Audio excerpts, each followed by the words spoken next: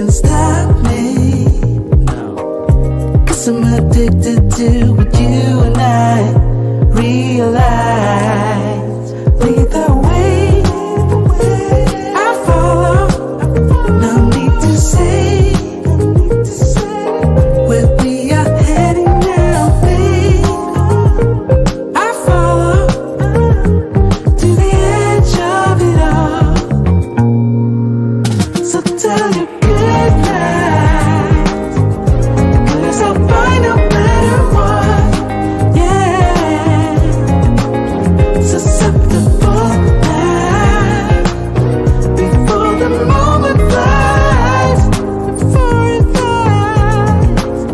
So tell your good night, 'cause I'll find no matter what. Susceptible now before the moment flies.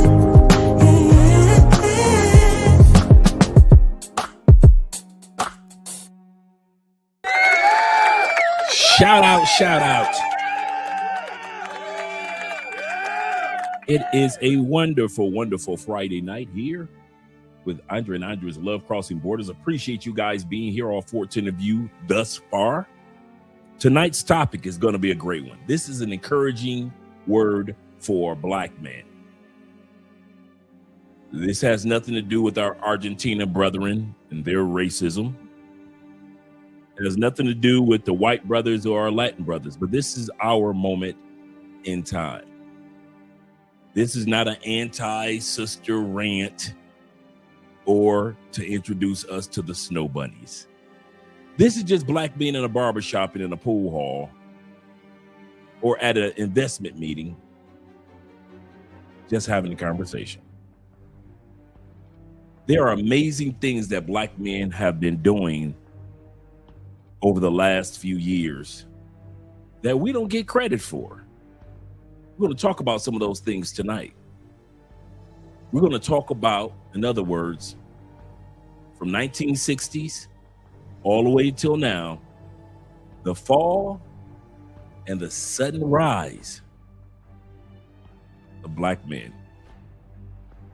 We're going to talk about the past, some of the things that we've had to overcome, whether it was the separation of homes in the 60s and 70s, whether it was the drug epidemic of the 80s and 90s, or whether it was feminism in the 2000s and beyond. Somehow, some way, Black men have yet to be defeated. In other words, we've overcome it all. And now we're starting to realize that why stay in the country that didn't appreciate us when we can go to other countries that truly do. So shout out to the Black men.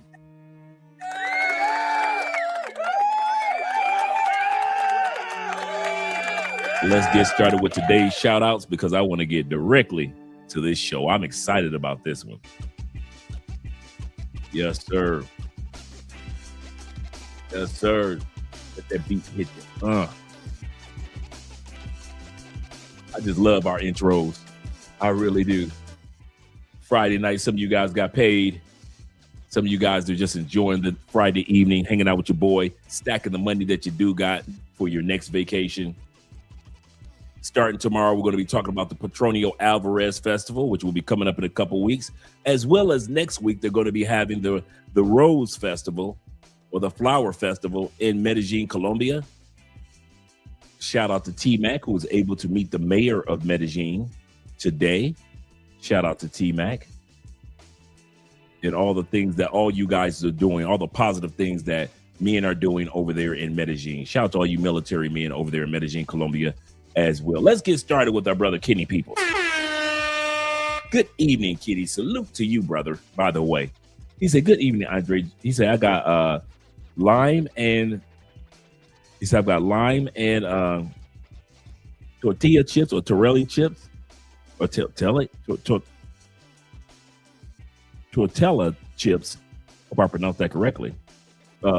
Ready for this finna be good. Oh, this finna be good. Okay. Shout out to you, brother. It is finna be good. I got a cold one sitting right here. Got a cold one sitting right here. Yes, sir. Got some Stella. Shout out to the chat. Yo, Dre, your shirt. He said, I got a couple of those Holsa or polos. I think you wanted to mention say polos. But yeah, man. Oh yeah. Polos. Yes, sir. I like this color. Goes along with the complexion very well. Goes with the complexion very well. Shout out to you guys. And David Dice of the Dice family in the building. Good evening to all my quality brothers. How y'all doing tonight? I'm having a great time, man. Having a great time. Yes, sir. Yes, sir. Dave says, salute to the family. Andre and Andrea. Salute to you guys. Salute to you guys. Mr. Ahmad Milner is in the building. Mr. Milner himself. Salute to you also, sir. Glad to see that you're here. And my man, Kichi, man, shout out to you, man. We're going to have a good one tonight for you, brother. I'm telling you, you're going to love this one. This is to encourage you men, because there's too many false narratives that's being put out there on black men on social media. Things that are not true. They're statistically false, and yet women are co-signing it. And the only people that are going to defend it is us guys who stand up and let the stats be the stats and the facts be the facts. That black men may have been going through turmoil in the past, but we are on an uphill climb, whether others, including our sisters, including Dr. Umar, whether they want to admit it or not. We're doing some amazing things. Shout out to Don, aka the Don JP in the building. Glad to see you here. Good evening, chat. And to Andrea and Andrea. Good morning to you brothers out there in Southeast Asia. Salute, love, crossing borders. My brethren, Dre. He said, good morning from the Philippines. On this topic, man, he said, brothers have been doing this since the 90s. Absolutely correct. In silence. It's time we let them know. Absolutely correct. Absolutely correct. Guys have been doing so many things silently. Now we can come out and let individuals know that we are on an uphill climb. Shout out to all you brothers, and shout out to them Detroit boys in the building. You better back the fuck up out my face, goddammit. I'm from Detroit, Michigan. Don't play with me. We all them Detroit boys. My Uncle Jeffrey, shout out to you being in the building as well as my brother Poor Man with 313. Czar Goldface says this. He say, to all my chat brother, what up, doe? Shout out to you Detroiters with the what up, doe. He said, and to my nephew, you know what it is. Love you. Yes, sir. Love you too, Jeffrey. Love you too, brother. Yes, sir. Let me scroll down a little further. I'm excited about this live stream tonight because we also got our brother in the building, Leo Gaines, kind sir. Glad to see Leo in the building. He say, shout out, Dre, and chat. Happy Friday. Yes, sir. It is a great Friday, man. It is a great Friday. He said, how you quality brothers doing today? Dave said, this evening, I'm doing pretty good, man. Pretty good, man. Me and Andrea went and hung out today, had a good time, made it back in time to talk about this topic. The foundation of this topic was brought up by O'Shea Duke Jackson. Shout out to O'Shea in his YouTube channel. Make sure you guys subscribe to O'Shea Duke Jackson. And he brought this to the forefront. And so I kind of expanded on it. I said, this makes sense. I say, but it's most of it is talking about the downfall of black men, but there is a uprising when it comes to the black man as well. We're doing some amazing things.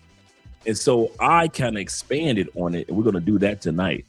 Shout out to my brother Jay Fleming in the building. Shout out to you and salute to you as well, brother. Glad to see that you're here. Scroll down a little further, show some love. He said, Dre, I changed my plans about coming to the festival. I'd rather be there for Thanksgiving. Cool. Spending it with the family. Cool. That's cool with us. Because you know I'm going to cook something healthy. Yes, sir. Come on down, brother. Come on down. Yeah, we had a good time last year for Thanksgiving.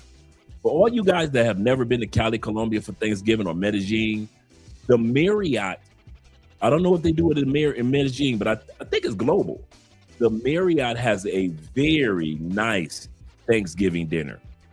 I kid you not. So all you guys in Medellin, you guys need to start setting up to where you guys get together for Thanksgiving. I know many of you do, but I kid you not. We had quite a few people here last year. We had about 15, 20 of us. It was Will, T-Mac, it was Victor here, Jeffrey was here last year, Terrell was here last year. I'm trying to think about everybody that was sitting around the table because they get this long table and they served the meals and it was really fancy and it was really nice, man, at the Marriott. So we might schedule that again this year.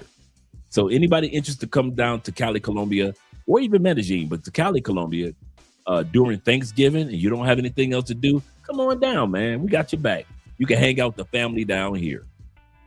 Yes, sir. And David says this with a $10 love. Dave says, Dre, honestly, I'm just tired of explaining these Western chicks and simplistic simps that quality brothers are winning overseas. Just ignore those people. Big ideas can't fit into small minds. That's absolutely correct. That's a great way of putting it. That is a great way of putting it. That's a great way of putting it. So tonight, remember, we're going to start off with the fall of the black man. We're going to see what's going on from the West, what has happened to us from the 60s all the way until now, to where many men have fallen by the wayside. And then we're going to take time to look at the advancement of the black man and see how many of us are doing extremely well in locations and other locations where we're appreciated and not just tolerated. A bro wanna go is in the building. Salute to you as well. Salute to you as well. He said 89 days before coming back to Colombia. But who's counting? Man, I was counting those days too, brother. I remember I was counting those days too. I won't even lie to you. Salute to you, brother. Let's scroll down because we got our brother Bronx in the building. Yes, sir. We know it's going to be a good one now. He said, what areas do you suggest for brothers? FPNTO.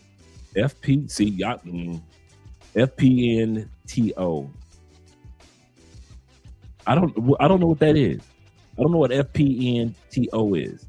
Give me a little clarity and I'll answer your question, Bronx. Give me a little clarity. And Jeff says this. He said it was about 15 of us at around the table. Yeah. It was fun, man. I ain't gonna even plus we had Pilar there and her husband. Pilar is going to be having Pilar and talking to her about, she is the one that helps individuals when it comes to your health. So if you're looking to get checkups and all type of things while you're here in Cali, Colombia, she is the one. She has helped so many guys, man, when it comes to if you need a surgery. So many guys have had surgeries down here that were expensive in the States. And they got with Pilar and was able to get it taken care of. So I'm going to get everything set up with her as well. Yes, sir. And my brother Delwyn is in the building. Mr. Justin himself. Salute to you as well, guys. Salute to you as well. Now, as I was saying, let me change the music up for us. As I was saying, man, there are men among us that are doing far better than others.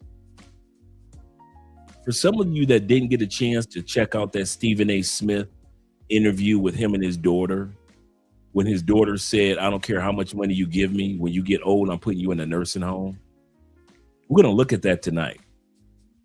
There are some black men, no matter how much money you're making in the States, you are faltering.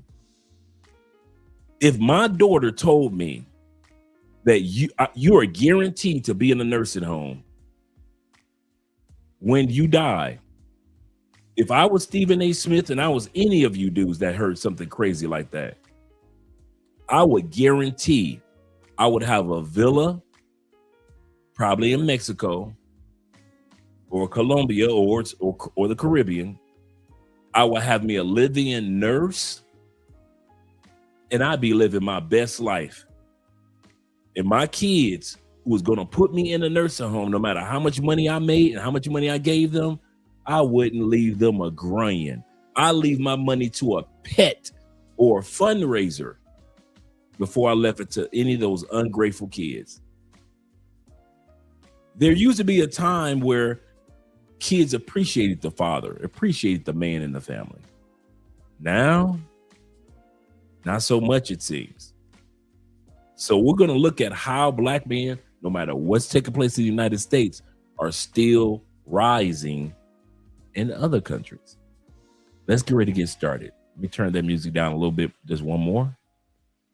And we're going to get started. And once again, shout out to our brother O'Shea Duke Jackson for laying the foundation of this particular video that we're watching. From the mid 1970s to the 1990s, we saw the definitive icons of Black America, especially as it related to strong Black fatherhood in the Black community. We saw it from the working class Black father, such as James Evans Sr., played by John Amos on Good Times. We saw it on The Cosby Show with the character Dr. Heathcliff Huxtable, played by Bill Cosby. And we also saw this with the character Carl Winslow, played by Reginald Vell Johnson. All of these three Black men represented different age groups and different incomes, but they all represented dedication and sacrifice to Black families. And many of us wanted to become just like them. He's right, you know. The absent Black father, a lie, was born, sold, and still profits, from chains to character. You heard the Black stereotype. Black fathers are missing. What if I told you it's one of the longest running lies in American history, built brick by law by law? It has its roots in Reconstruction. After the Civil War, slavery was abolished, but white power structures needed a new way to control Black bodies, especially Black men. That's when the myth of the Black brute emerged, a violent, uncontrollable male figure, a threat to the white women, white property, and white supremacy, a perfect excuse for lynching, voter suppression, and recriminalizing Black existence. So, before he goes any further, for those that don't know, if you do your homework on the history of what America's made illegal at one point in time or another, I'll give you a perfect example. Did you know prohibition was built off of selling society that drunk Black men would grape and molest and beat would be uncontrollable if Black men drank? One of the tools that they used to convince America for prohibition was us. They said when we got drunk, it was out of control. Another one was marijuana. Did you know one of the tools that they used to make marijuana illegal in the United States was if Black men got hold of drugs, they destroy communities. You can look it up. There are several things that they made illegal, saying that the unruly Black man was the reason why we can't do this particular thing. Because if it ever got in his hands, oh my God, there are a lot of products that they did that with. So what he's saying is absolutely correct. Shout out to Obi being in the building. Hope you're having a great day. What's up, brother? Oh yeah, appreciate that, brother. Appreciate that.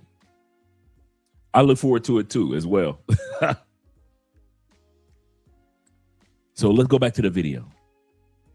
so began the rise of Black codes, criminalizing vagrancy, lottery, or talking back, chain gangs, and convict leasing, which funneled thousands of freedmen back into forced labor. Media propaganda like Birth of a Nation in 1950, which portrayed Black men as rapists and savages, sparked Klan revivals and national hysteria. Let's be clear. The dangerous Black man was a social fear. It was a deliberate invention designed to justify surveillance, separation, and systemic exclusion. From danger to derelict. As the 20th century progressed, white American story about Black men evolved from the violent criminal to the irresponsible father. This was a PR pivot, not a progress story. Enter the Moynihan Report in 1965, where the U.S. government said the fundamental problem is family structure. That's rich considering the Jim Crow laws dismantled Black wealth and community. The GI Bill excluded Black vets. Public housing split families, and welfare rules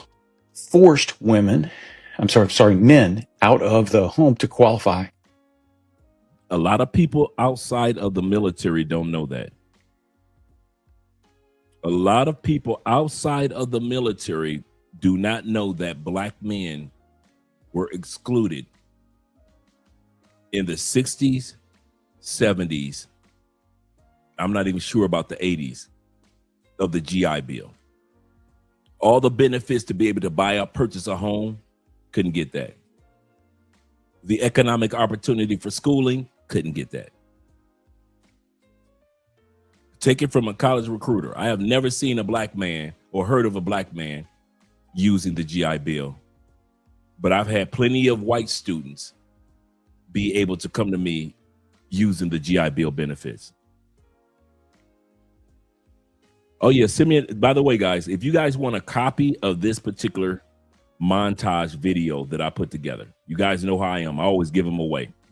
So if you are interested in getting this video montage, it's about 35 minutes, right?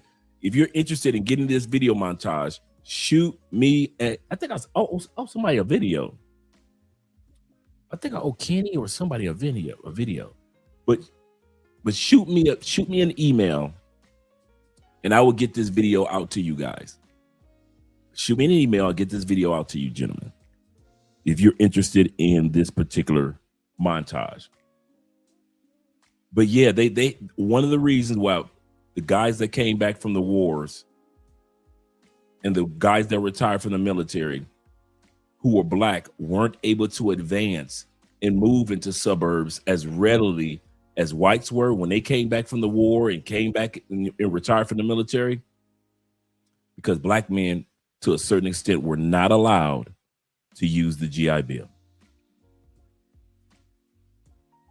He said Dead Presidents, one of my favorite movies, is fictional, but they were saying something about it. Yep, absolutely correct. And most of us didn't know that at all.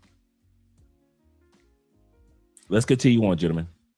It's not the black men weren't present, it's that they were systematically punished for being there. The stereotype of the absent black father replaced black brute, but kept the same function. The black people for inequality, the justified disinvestment over policing and mass incarceration to distract from the real problem, structural racism within this PR.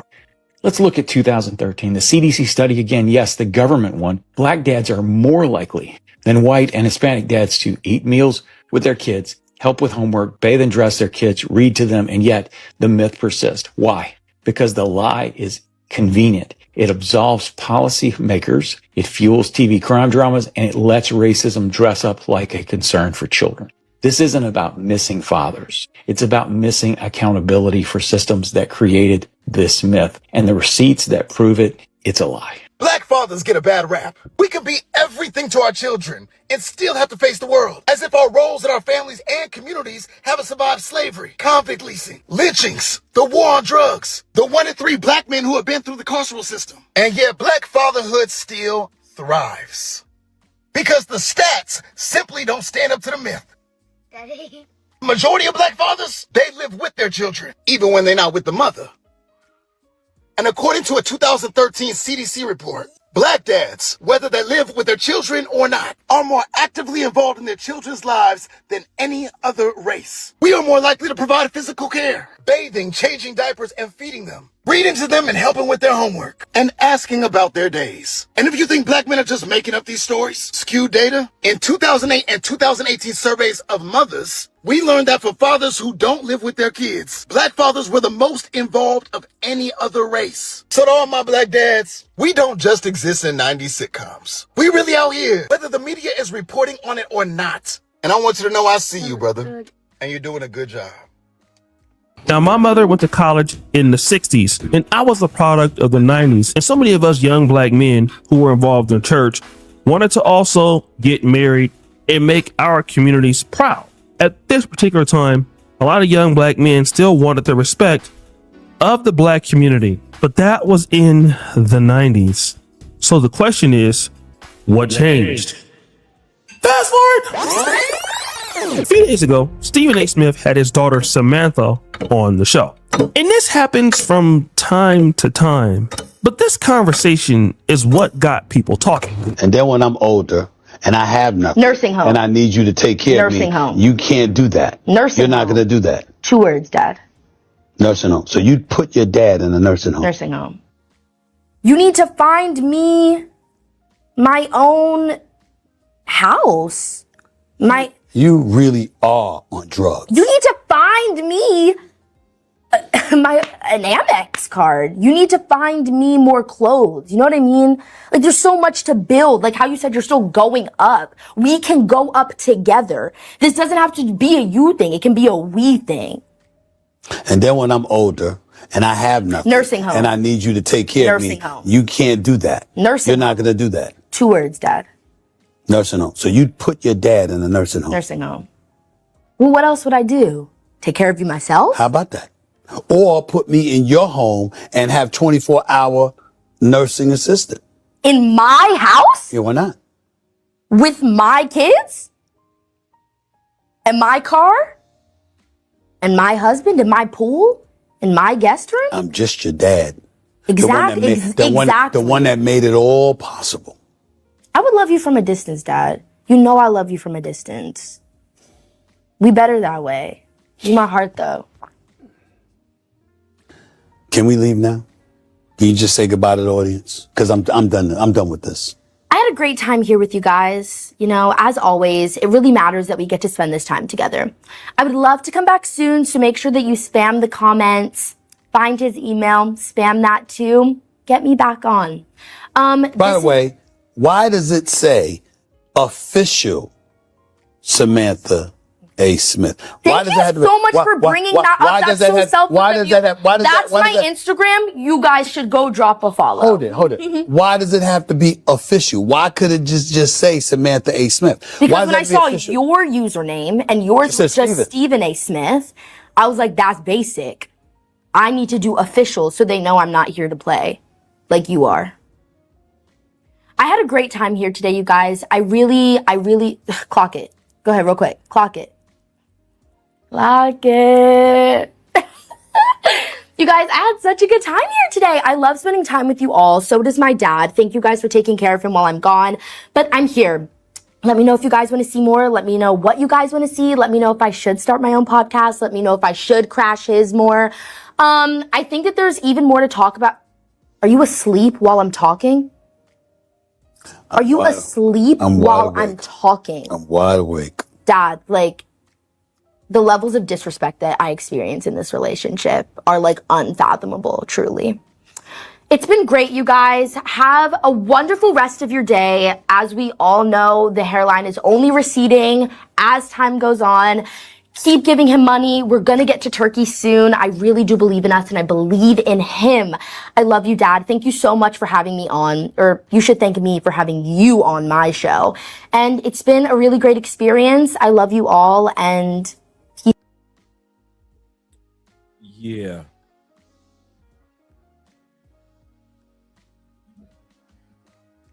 Yeah.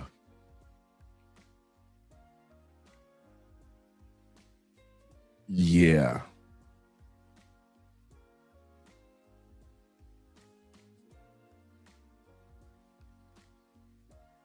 I get it.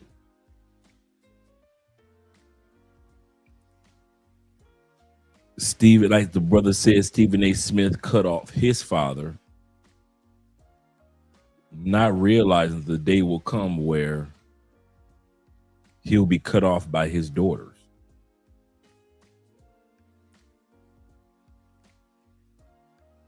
This is not a parody. This is not a joke, or they're not acting. She's being herself. She's being as her father and mother raised her. Men like Stephen A. Smith are the part of where we talk about the fall of black men. A lot of times we sit back and see the guys like Stephen A. Smith and we think that they're on television and they're making this money. They go to all these free basketball games and sporting events and they're making millions. But as a man, they're treated like peasants. They're treated like peasants in their own household. And I don't blame the little girl. I'll say this again. It's all on the parents on this one. So when he gets old and he's alone, he can't blame anybody but himself. Because that young lady was serious. You are going into a nursing home effing with me, Dad. You F with me, Dad. I will have you in a nursing home if you think that you could depend on me. It is 2026, and it's a dang shame that black men, not most, but too many, excuse me, too many are falling by the wayside. Even those with money. Let's go to the comments. Let's go to the comments. I want to hear what you guys have to say. Shout out to Growth in the building, as well as African Wolf. He say, that's how the wealth and home ownership gap blew up for white folks. Absolutely correct. In many cases with that GI Bill, same black soldiers couldn't get the benefits. Absolutely correct. Media Man has so many videos on the myth of the black dads. That's so true. Even black dads that don't live in the same house as their children still spend time with their children far more than white men. But a lot of people don't want to talk about that. Yes, sir. I wouldn't leave her a groin. I wouldn't leave her nothing. Yes, that's the monster that he made. I wouldn't leave her a groin. These dudes create these monsters with their money. Shaq said the same thing about his daughters.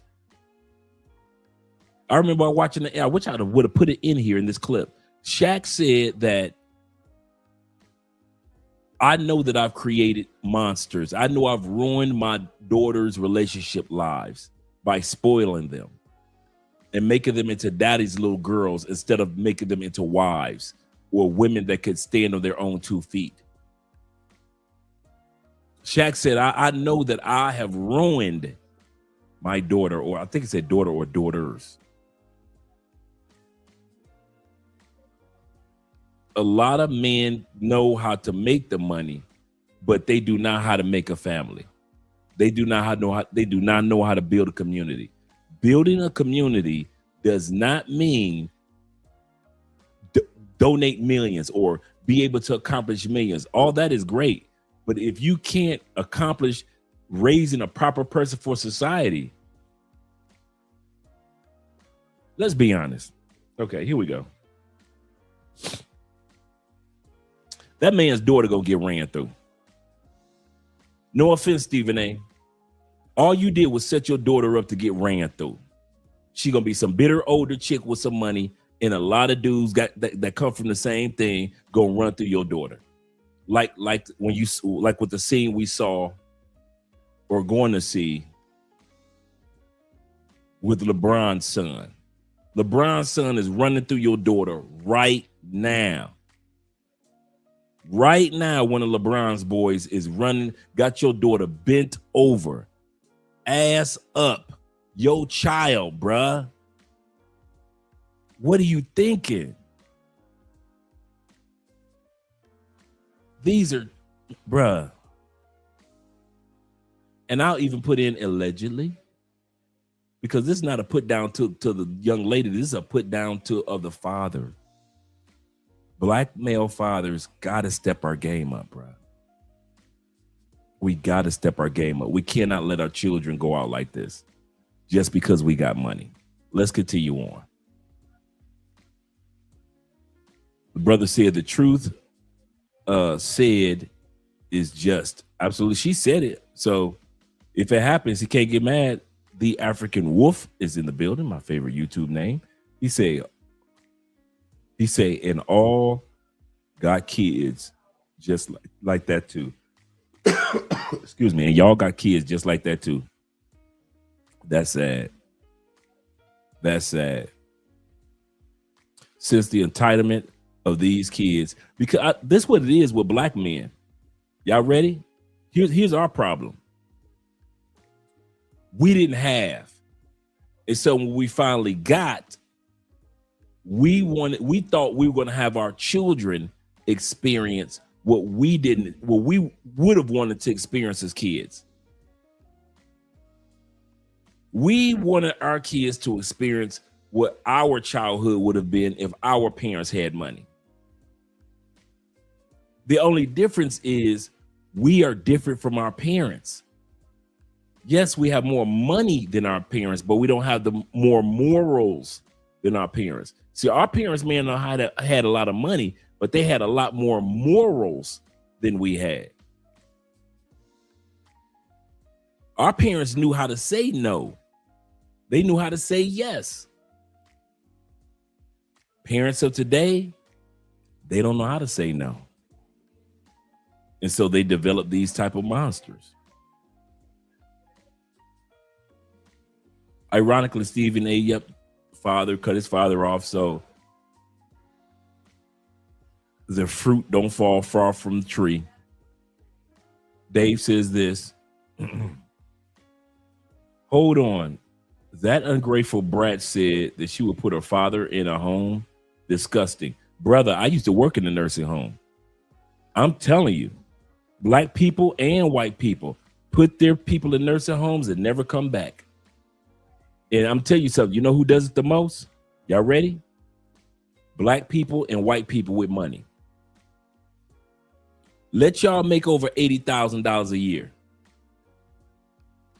Y'all putting y'all kids in, y'all putting y'all parents in a home. Let you make $200,000 a year. You putting your parents in a home. It don't be broke people that do that. Broke people are not putting their parents in a home, even though they know Medicaid or Medicare will pay for it. Broke people aren't doing that. It's people, I kid you not, it's people that got money. Like I said, I worked in a nursing home for 2 years. That was my first job out the feds. And I never saw anybody come visit their family. Y'all got money and y'all do not visit y'all mamas, y'all aunties, y'all grandmamas in the nursing home. Y'all do not visit ever. Ever. Every once in a while, you see somebody come visit their mom or their uncle or their dad. For the most part, visiting hours, hell no, y'all ain't coming through. So if y'all think what she's talking about doing is far-fetched, it's not. Shout out to our Canadian brother in the building. Let me go back. There we go. I told this guy where I was from. He said, oh, Canada. Black Nubian in the building. Glad to see that you're here. And Dave says this. He says, she said a nursing home so quick and smooth. She meant that. Yep. The degenerate behavior by a degenerate individual. She just being what her daddy raised her to be. She's being what her daddy raised her to be. I don't think so. I don't think so. Because I've seen it too many times. See, if I hadn't worked in a nursing home, I probably couldn't confirm what she said. I'll say that again. If I hadn't worked in a nursing home, I couldn't confirm what she said. But because I saw it, and I saw so many people be put in a nursing home that came from great careers. Dude, I would sit up in a nursing home and just talk to the people and just hear their stories of how many millions they made and how well off they were. And when they got old, after being financially successful, their family stuck them in a nursing home. A nursing home is nothing but prison for old folks. I'm going to tell you that now. Some people, yes, nursing homes are needed to make sure that they're all right. Special needs people, yes. Because they're not just old people in nursing homes. They're also people that are special needs people that can't take care of themselves. We, think about nursing homes and the narrative is older people. And that's true. Most people in the nursing home are older people, but there is a floor on every nursing home, in every nursing home, of nothing but special needs people that are older. It's one thing to be blind when you're young. It's another thing to be blind and you are going through Alzheimer's. It's one thing to be special needs and you have mental issues, you know. And now you're an older person and you have those issues. So I saw people that were special needs in their 40s. I saw special needs people in their 30s that were in nursing homes too. But when it comes to families, man, y'all don't care. Y'all do not care, man. If grandmama could have been grandmama could have been mayor of your city when she was young. She started off as a nurse, got 2 degrees, owned 5 houses across the country. But when grandmama get old, Americans have no problem with sticking grandma after all that success into a nursing home. So when this woman says that she has no problem sticking her successful father in the nursing home, I'm telling you now, I've seen it over and over and over again. It is not poor people that do it. It is not the average person that does it. Usually when I see it, it was always an older person that came from money, they made money, or it was an older person that came from children that made money. So the son was a doctor or the daughter was a nurse. They put they mama in a nursing home. They too busy driving around in Bugattis, Ferraris. They ain't got no time to take care of their mama. They too busy smashing chicks. They put their mama in a nursing home and move on. I'm telling y'all what I saw, man. It's the craziest thing. You got money to get your mother in-house, get out to create. There are people that have money to build an in-law suite for their mom, so their mom or dad can have their own apartment. And then also have a 24-hour nurse or nurse's aide make sure that mom is taken care of. And they will not do it. They will stick mom in that nursing home and never, and I mean never, come back until it's time to claim the body. And that's how ungrateful Americans are towards each other. He said, couldn't be me. She would have gotten disowned and cut off immediately. Me too, seriously. That's not something you play with, especially with a guy like me who's seen it. That's not nothing you play with. You don't play with a parent talk about nursing homes. That's not nothing you play with. That's not nothing you toy with. Young, clueless, and ungrateful. Absolutely correct. Jermon says this. Shout to Jermon. He said, now we see why the corporation known as American is replacing these young people who carry an attitude of entitlement and victimhood with migrants, replacing them with migrants. Absolutely correct. He said, don't get upset now. Y'all got kids like this too. Preach, brother. That's why I showed it. Stephen A. Smith is not the only one that got kids like this. Some of y'all making good money. Some of y'all ex-military, y'all making good money. Y'all made sure that y'all kids went through school. Y'all made sure y'all kids took advantage of all the benefits that you brought to the table. And I'm telling you, if you were not moving to another country, all you expats, all you ex-military, I'm going to tell you now, if you were not moving to another country, the habit of the United States is to put your ex-military tail in a nursing home. Not my kids. Oh, yes, your kids too. This is a brand new generation. And I'm going to tell you something. What I learned from working in a nursing home also, every one of those old people that said, not my kids, were the ones that was in the nursing home.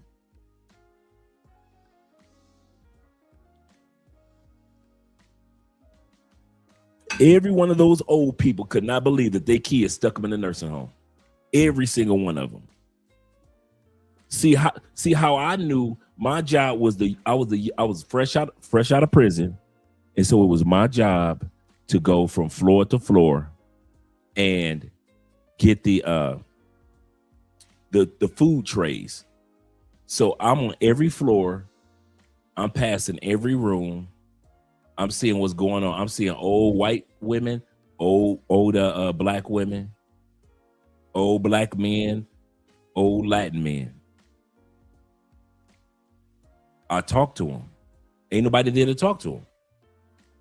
So I talked to them. And you will be amazed at what they used to be in life. They were not bums. They did not come from poor families. They were not poor people. You will see, I'm going to tell you something. Y'all ready? Some of the most educated people that I have ever met, I have met in nursing homes. Harvard, Yale, University of Michigan, Penn State, UCLA. I'm telling you, do not be fooled because your family sees you as successful at a younger age in your 40s, 50s, 60s, that they will not turn on you in your 80s, in your 70s.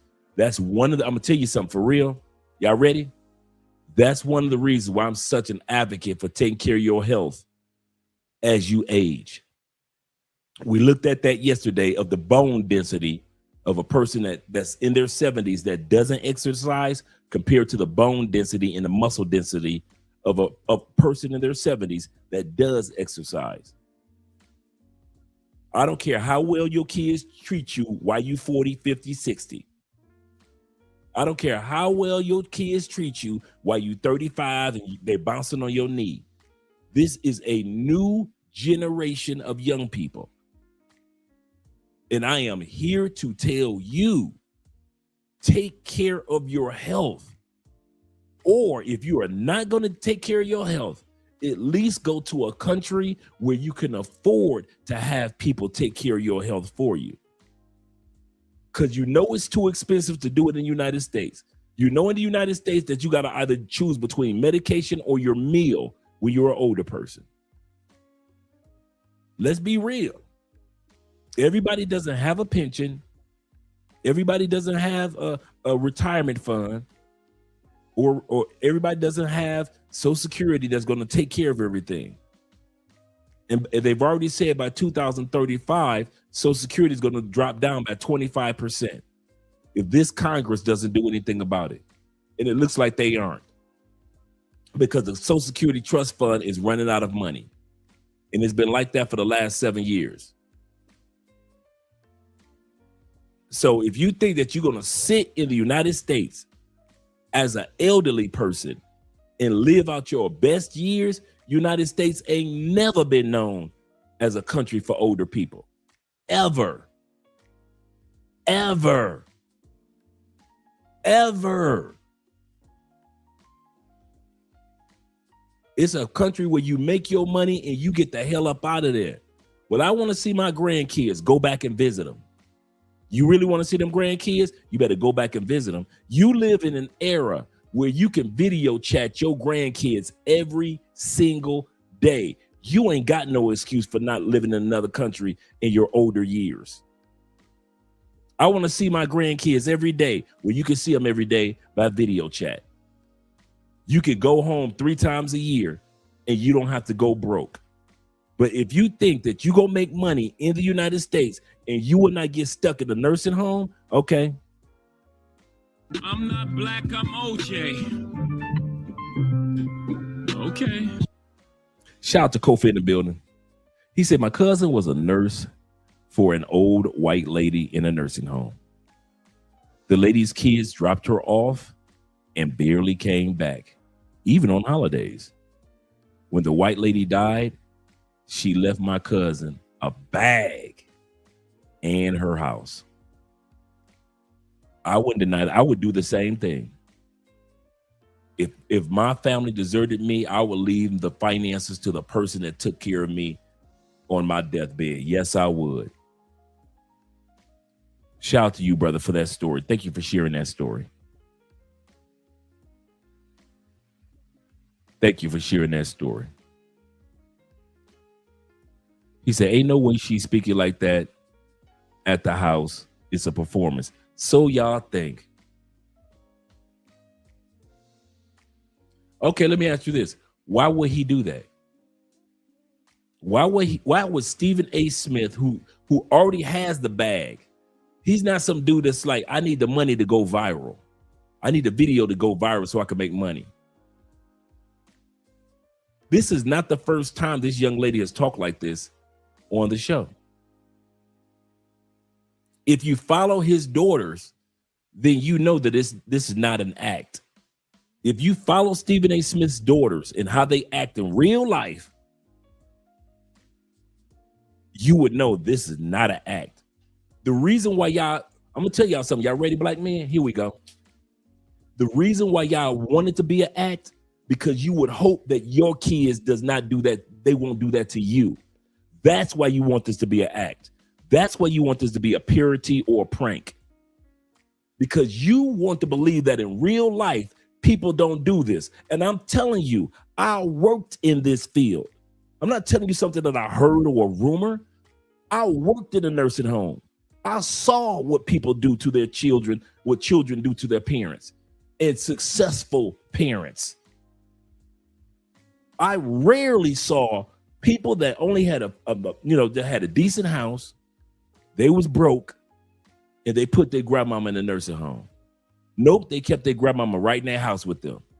Like Willy Wonka and the Chocolate Factory, they kept all the old people in the house. But people that got money, that's why y'all don't want to believe it. Because y'all don't want to believe that your daughter who you love so much, your two sons that you love so much, your grandkids that you love so much would not put you in a nurse, or your wife or the mother of your sons in a nursing home. And I'm here to tell you, okay, black men, because it's not televised as much, because it's not talked about as much, y'all think it doesn't happen as much. I'm here to tell you by experience, it happens a lot more than you black men want to give it credit for. That's why you want to look at this as a parody. It don't have nothing to do with Stephen A. Smith. It has to do with you brothers don't want to admit to yourselves that this is actually going on, even though I'm telling you I worked in that field. Y'all would rather tell me I don't know what I'm talking about. You would rather say that that's a parody and that's fake and she would never do that. And I'm telling you that that happens all the time. All the time. Remember a couple of months ago, I told you a story. Every Saturday in the nursing home, it would be like 15, 20, 30 older people, wheelchairs, deaf, didn't matter. They'd be in the front lobby. Now, Andre's thinking that, when you see them take older people on a field trip to the park, you're thinking they're going to take a couple of vans and they're going to take the older people to the park, let them out of the nursing home for a little while. They're going to take them to the mall. You know how when you see them walking with the older people in the wheelchair and they be in the mall like 6, 7 o'clock in the morning. This is what I'm thinking that they're doing with the older people every Saturday, right? So when I see the older people, I'm coming in to work about 6, 7 o'clock. I see the older people. They're already lined up. Dressed, they dress the best that they can be. I'm walking past. Hey, everybody, I keep going. This had to go on for like 2 or 3 months, right? Older people, Saturday, I walk past. One day, the front desk girl was I got to know her just through conversation. So I asked, I said, where they going today? It was Saturday. She said, where is who going today?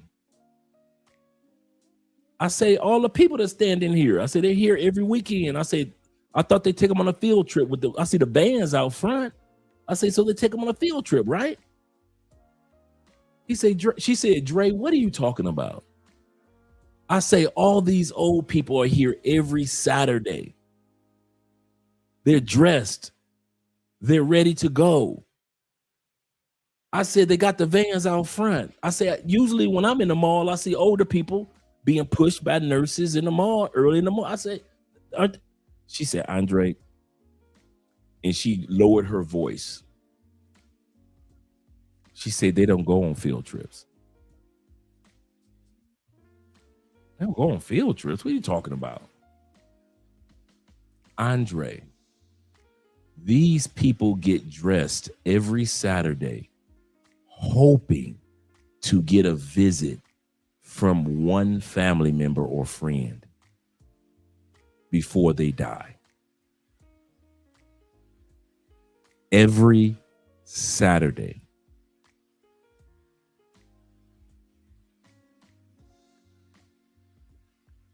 No field trip?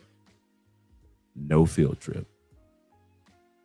Just people hoping that some of the people that they loved and made money for and took care of all those years would at least come to see them before they die. And every Saturday, those old people were there. The whole 2 years I worked in that nursing home.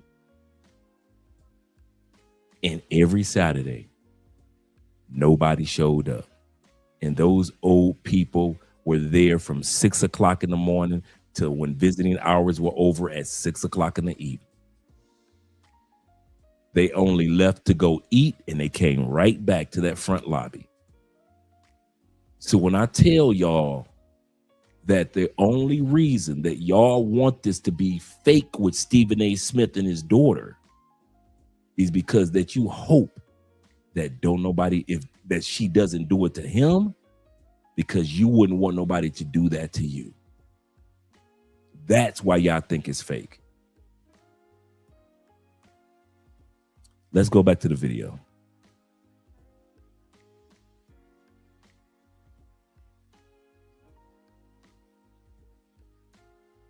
Peace and love. God help us all. Clock it. Go ahead.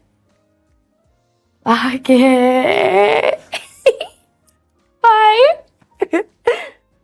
Well, what else would I do? Take care of you myself? But wait. Or put me in your home and have 24-hour nursing assistant. In my house? Yeah, why not? With my kids? And my car? Damn. So Stephen A. Smith is basically saying, where is my future when I get old? And she is like, look, it's not going to be possible. Not with my kids, not with my house, not with my husband. You know, she's basically saying that, listen, man, you can't stay here. You have to go into a nursing home. And that brings me to this point. I'm just your dad. Exactly. The one that made it all possible. I would love you from a distance, Dad. You know I love you from a distance. Now, Stephen A. Smith is a very successful man. He's saying, listen, I'm the one that made all of this possible. And when a lot of black fathers heard this, you know how they say when you die, your life flashes before your face? Every time I sacrificed, cried, crawled, scraped, climbed, went without for my daughters to have whatever it is that they have, for my daughters to come back and say something like that, unbelievable. You are being soft when it comes to your daughters. This is Stephen A. Smith. Since y'all thought it was all fake, this is him on somebody else's show. And the woman is telling him, you too soft on your daughters. The fact that a 17-year-old has your credit card and booked a trip to Cuba, that is on you and that is soft. He gave this young girl at 17 credit card and she flew to Cuba. And y'all still think it's fake.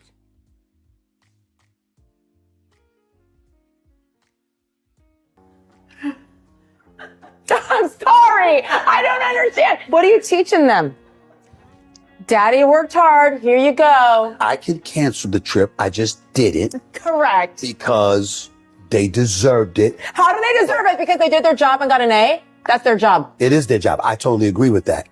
But I do have. No, he said but. I do when you have. say but, it's over. I do have. It's over. 2 beautiful daughters. I mean, they really, really, really are good kids. This is weak sauce. For you to be like, well, Sage is on camera calling me weak sauce. They got this A's. is very bad. They got A's and they got my credit card and there's like, Daddy, I'm going to Cuba. First of all, those are rich people problems and you're not going to get any sympathy. I know this. And I know this.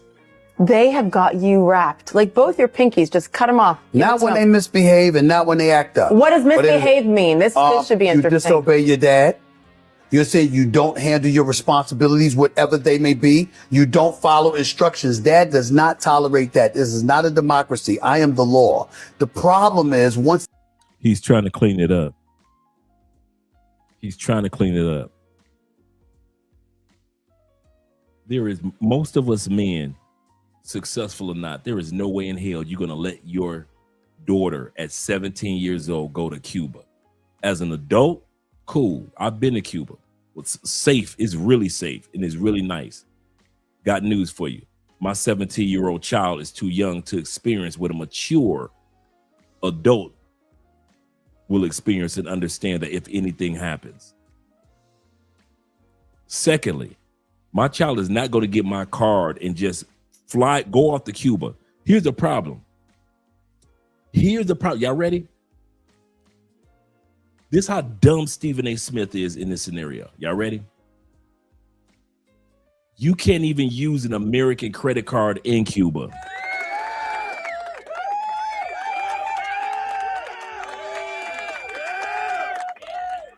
Any American knows that when you go to Cuba, if you bring US dollars, you gotta use it at the money exchange.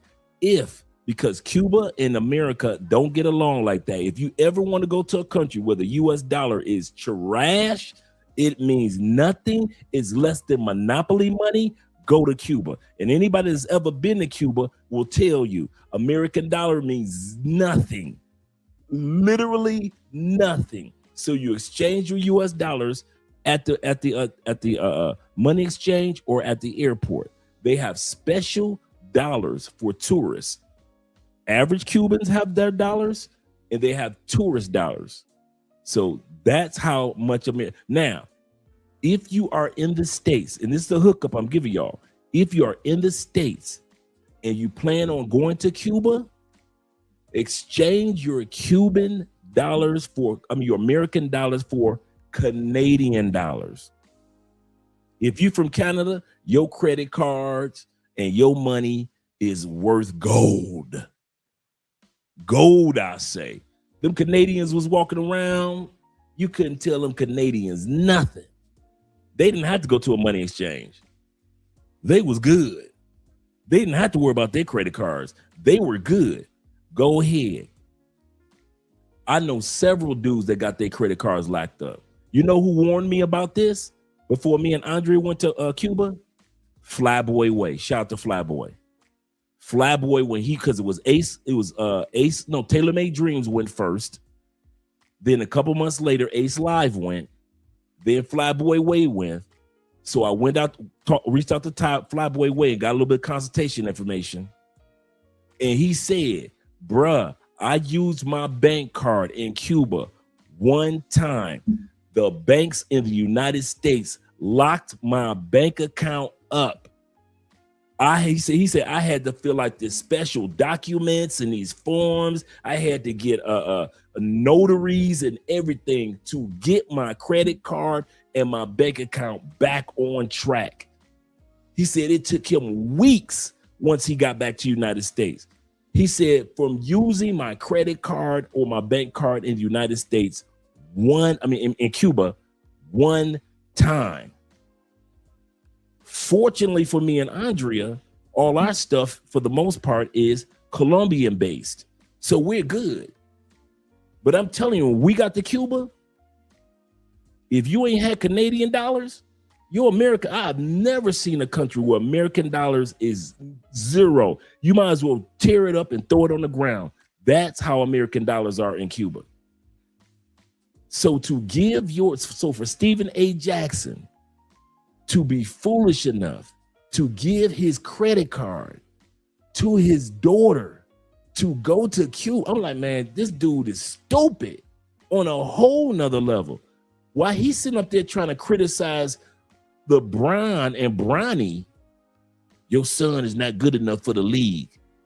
Your daughter is not good enough for just regular everyday life, dude. Crazy. No, I don't know if they take the yen or not, but I do know that that Canadian dollar is a winner. Is a winner. Yes, gold, I say, gold. Them Canadians was living like kings, man. Shoot. That US dollar, as soon as we got in, man, we still got a bunch of Cuban dollars. We had a great time, but he said, yeah, I learned from Solo Travel ORD when he traveled to Cuba. Yeah, man. Yeah. Flyboy said, man, they locked my account up, man. I had to get like a notarized documentation of authorization, and he went through all type of headaches, man. My brother IMF says this. He said, beta male fathers with their, that's my baby. Even if she treats me badly, I might not, I'm not giving credit to my son for being stand up, for standing up for me. But when it comes to my daughter, she could throw me in a trash can. A lot of dudes are like that, man. A lot of dudes do that daddy's little girl the wrong way. He said, thanks for the information update on Cuba. I'll remember that. Yeah, guys, I kid you not. Go to the bank, get you some Canadian dollars. If you are going to Cuba, do not pull out your do not expect, well, I'll keep my American credit card for emergencies. Oh no, you won't. Not Cuba. Well, he must mean debit cards. I mean anything that's connected to the United States. Credit card, debit card. I'm telling you dudes now. Okay. Go ahead, use that American card or the American dollar for emergencies while you're in Cuba. Go ahead. See how that work out for you. I want to see this. I got popcorn ready. If you think I'm lying, you think we like shit. Shout out to Andrea. They don't believe that what we're saying about you cannot use US dollars. They don't understand. They think that I'm playing. They think I know what I'm talking about. We could not use US credit cards over there. We could not use US credit cards when we were in Cuba. They get blocked. I mean, the states block the card, not Cuba. It's the states block the card. Yeah, right. Andre said it's the states block your cards immediately. As soon as it pops up that you're using a card in Cuba, your bank account and your credit account is shut down. Could you bring me one more? Thanks, babe. I mean, if you go to Cuba to the guys, no, put them ahí on el. No. Wait. Canadian dollars or euros. Oh yeah, or euros. Euros. That's right. Euros. And take all your hygiene. Yeah, take all your hygiene. Yes. Because over there it costs we're just saying, baby, because I know it happened 4 years ago. But a toothpaste can cost at least $7. That's true. Toothpaste is $7. Soap can be like $4 or $5. So take all your hygiene stuff. Also, when you get to Cuba, bring extra everything. Extra soap, extra deodorant, extra I don't care if you bring rolls of toilet paper. Bring extra, because the first thing they ask, soon as you get into Cuba, soon as you get there, they ask you, can I see your passport? Yes. Secondly, they're going to ask you, why are you coming to Cuba? Your answer, this is what Flyboy told me and everybody else. This is supposed to be your answer. I kid you not, guys. Do not forget this. Free consultation. Your answer to Cuba is, I am here to help the Cuban people. that means that your extra toothpaste is to give to the Cuban people. Anybody. I don't care if it's a person at the front desk that you're helping out. I don't care if it's a cook in the back of a restaurant. We bought everything from aspirin to, some people bring candy, like bags of candy. And they say, I'm here to help the Cuban people, and I got bags of candy for the kids. Some guys bring tampons for the ladies. Some guys bring panties for the ladies. It could be anything, bruh. I kid you not, anything. But your answer is always, I'm here to help the Cuban people. There is no other answer. There is no, well, I'm here on vacation. Stop being stupid. Your answer is supposed to be, I'm here to help the Cuban people. That's the only way you're going to get in. But coming to Cuba talking about, well, I'm here on vacation. They're going to turn you right around. I am here to help the Cuban people. So if you got 2 packs of Altoids, you got one for you, give the other one away. They don't check your bags to see if you have anything extra. But they want it. The third thing they ask you, do you want our stamp on your passport? Because they know how funny style America can be when they see somebody that got a Cuban stamp on their passport. So they ask you, do you want the stamp on your passport? Now me, I'm Colombia. Stamp mine. Andre got her stamp. Their stamp is pink. Anybody that's been to Cuba can tell you, Dre Wright, the Cuban stamp passport stamp is pink. But your answer needs to be, what is it, guys? I'm here to help. Nothing more. You don't have to add anything to it. It's not an extra sentence. It's not a quiz. They're not going to lock you up or something. They just want to know that you care enough to bring, like I say, candy for the kids or extra panties for the ladies or toothpaste. It would have made you how far toothpaste is like $7-8. When you go to the grocery store in Cuba, man, it's like something you ain't never seen, bruh. It's like a military commissary type of thing. Dude, yeah, bring your euros. And there are Cuban stores that don't take the Cuban tourist dollars. Me and Andre was in the grocery store. We had the Cuban tourist dollars. Oh, we don't take those. Y'all don't take these. No, we don't take these. So we had to use one of our Colombian cards. And then we got trapped in Cuba because a hurricane was coming. We're at the airport. They shut the airport down. And when I say shut down, I don't mean everybody's in the airport. I mean, they kick everybody out of the airport and hit the locks on the front door. That's how Cuba does. Everybody out of the buildings. Everybody. Ain't no sitting around in the airport all night and then hope that the hurricane. Everybody out. The fortunate thing for us is we had money. So we went back. We called our Airbnb host. She said, "Oh, sure, I got a spot for you. Really nice spot." We were good. We thought about all the people that didn't have money and they only had enough money for that vacation and they had kids and there's a hurricane coming. Like I said, fortunately for Andre and I that we had money. And then to book our flight to go back. Remember, this flight got canceled because of the hurricane. To book, so we had to call Ace Live. So I'm talking to Ace on the phone. What y'all need? Man, we need for you to book the flight since you are out there.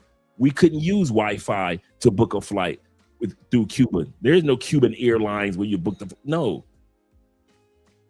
There is no booking.com in Cuba. So I had to call Ace. He had to set the flight up. We're on a 3-way with the people. He had to set all that up just so we could get a flight to go. Bro, I'm telling y'all, man, the US dollar is not anything in Cuba. It is nothing in Cuba. He said Drake can add Cuba to the consultation list. I know, right? It was fun. It was great, bro. I kid you not. It was great. But it's so sad. The people are the nicest people. It is so much fun. The nightlife is crazy. You'll have a great time with the nightlife. I won't deny that part. Food for foreigners, inexpensive, tailor-made dreams told me, he said, man, you got to get some lobsters while you're down there. Man, I had me 2 margaritas, 2 big lobsters with the potatoes and everything, the sides. Two lobsters, 2 margaritas, $10. $10. Here's the kicker. The average Cuban cannot even afford to buy 1 lobster. Cubans rarely eat their own seafood. They usually use the seafood for the tourist. It's rare when Cubans are eating seafood. Yep. It's crazy, man. Canadian, right, Andrew? Canadian dollars in the euro. Not the pound. I don't know about the pound, but I do know the Canadian dollar and the euro. Excuse me. Yep. Lesson of the day. Shout out to Black Nubian in the building once again. Get your money right. He said, can I use my Dominican? Yes, you can. Yep. Yes, you can.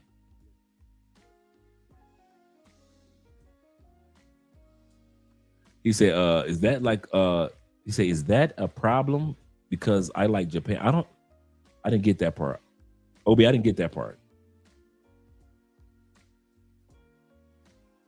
He said, stupid. No Komodo dragons for the people. 6 o'clock. Yep, 6 a.m., bruh.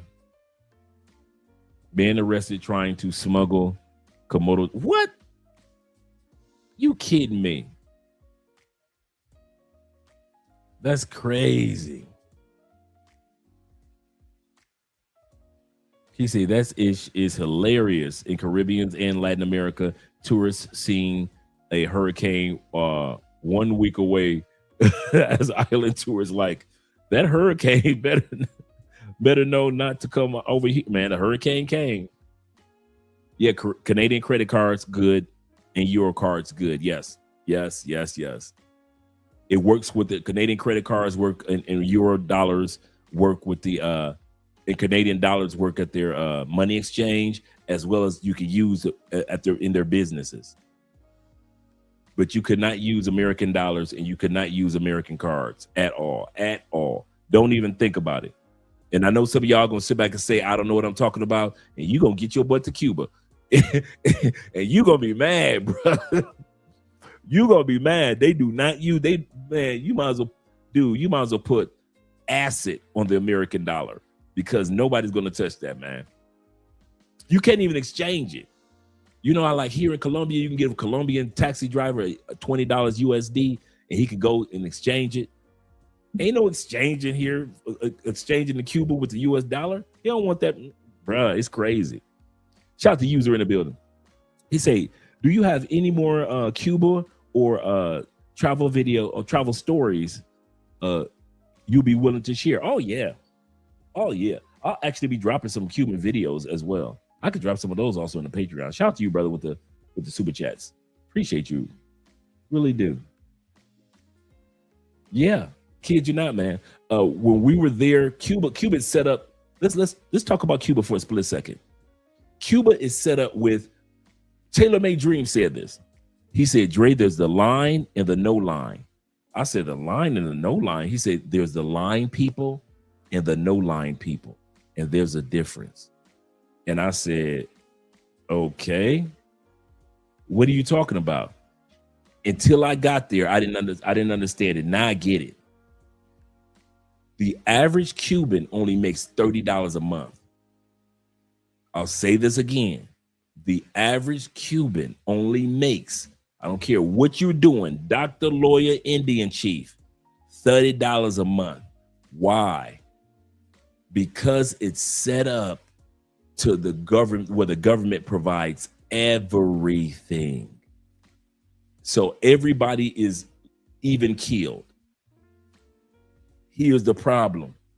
So you got to stand in line. If you're a doctor, you stand in the same line as a taxi driver for your food, for your your toothpaste, toothbrush, your hygiene, toilet paper, all that. The government gives it to you free. But you got to stand in line for it. And dude, the whole time we were there, me and Andrew were there like 2 or 3 weeks. The whole time we were there, all you saw were lines. That's all you saw were people standing in lines in front of different government stores. And they would be there like 6, 7 o'clock in the morning. And the closer they got to the front of the line, the more you saw people breaking out in fights because they were so tired from standing in the line for 3, 4, 5 hours. And I'm talking about young people, grandpas, pawpaws, and then they would be standing in line, and the people would say, "We just ran out of meat. All we got is rice left." So you've been standing in line since 10 o'clock in the morning in that Cuban heat, and you are like 15 people in front of you now, and they ran out of meat. So you either got to come back on your expected day, but you go stand in line for the rice. Then you got to get in another line another day for all your hygiene. Bruh, it's the craziest thing, bruh. It's sad. The one thing I can say about Cuban people, you would think the people that you would think that was the biggest thieves, the people that would have the most reason to steal from each other and to steal from you and to scam you would be Cubans. No. They are the nicest, most helpful people, bruh. Houses are dilapidating, and they are just at peace and just kick back. And if they embrace you as family, they embrace you as family, bruh. And if you get lost somewhere, Cubans will show you how to get to the other. Kid you not. I'm not saying that it's crime free, but I am saying that those are some of the nicest people that I have met on this planet. I can easily say that one. We've taken trips all over the world. And one thing I can say, Cubans, it probably was the safest country that we went to. You would not think that. You would think it would be the opposite. Nope. They are some of the nicest people, bruh. Yeah, they're universal, bruh. It doesn't work over there. And then if a ship doesn't come in, they got to wait. Like the president will go on the news. The president of Cuba will go on the news like, hey, the ship didn't come in with the supplies, guys. But as soon as the ship comes in, we'll let y'all know. And that's all you can do is just wait. And you live on an island that you're not allowed to ever leave. You know, it's rare that somebody gets an opportunity to leave, man. It's crazy. He said, thanks for the information on benign citizenship. It has visa-free access to Cuba. Yep. And we didn't need a visa at one point in time. Remember during the Obama administration? We went during the Biden administration. So you could just go with your passport. You didn't need a visa. I don't know how it is right now with Trump. So don't let me get to lying. He said the benefits of living in a capitalistic country throughout the bruh.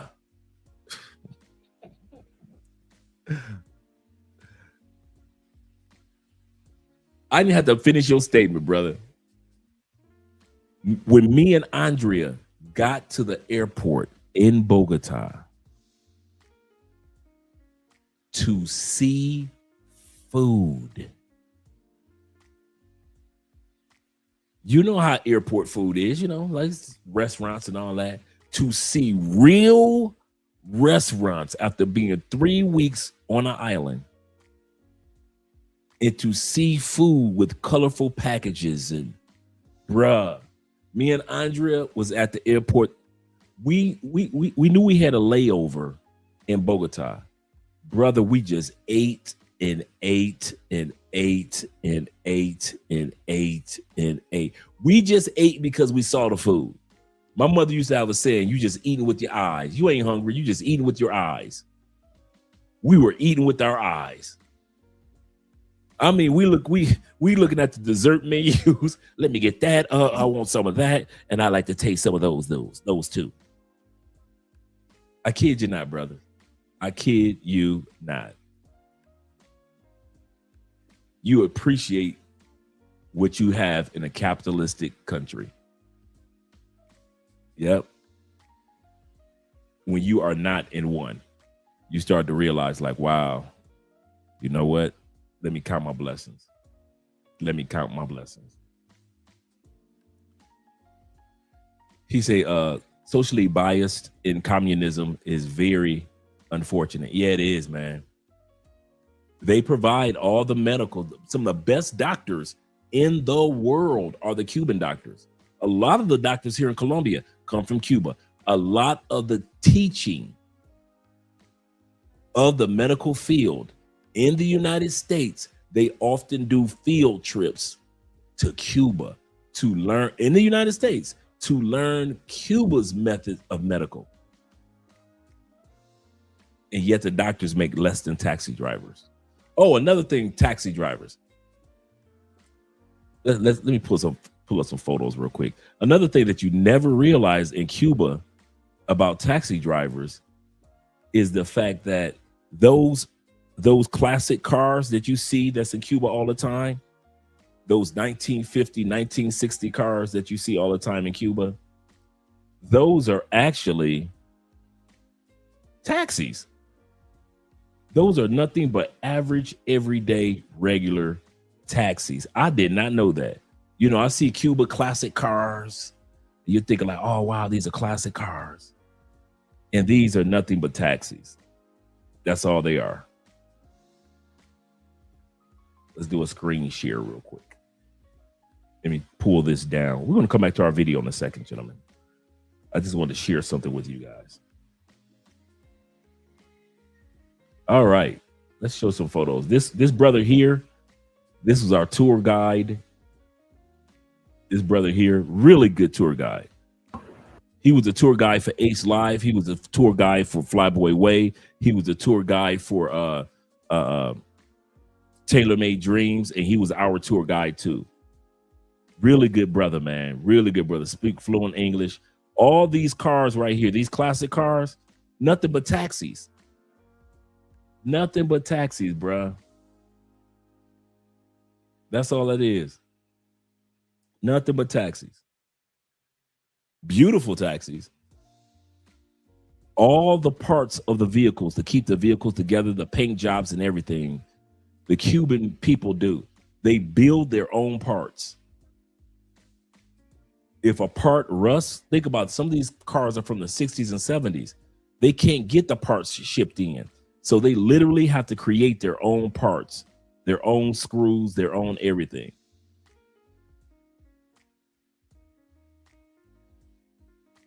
This is a famous bar,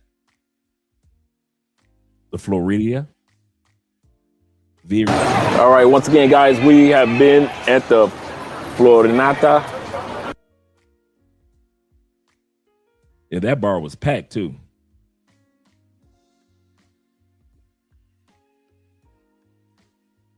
That's when I had the shabby cell phone.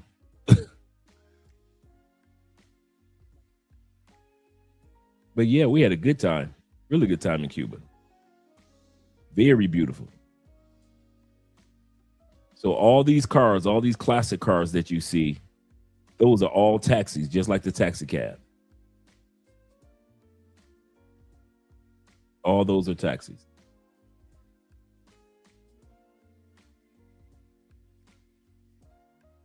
Yep. Here's a drive, just us driving through the neighborhood. Let's let that buffer for a minute. Driving through Cuba. And this was just regular everyday neighborhood.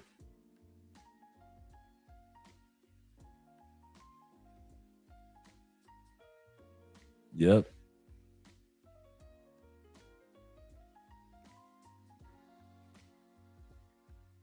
Let's see.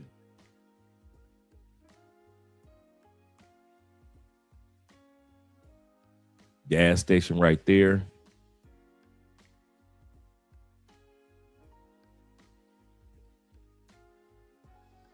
And so you have two parts of Cuba. You got the old part, where it's just everything is old, and then you have the newer part. This is really nice area over here as well.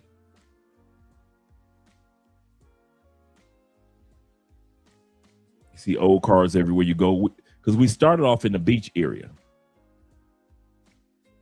So we started off in the beach area and an all-inclusive resort. So we weren't in Havana first. We were 2 hours from Havana.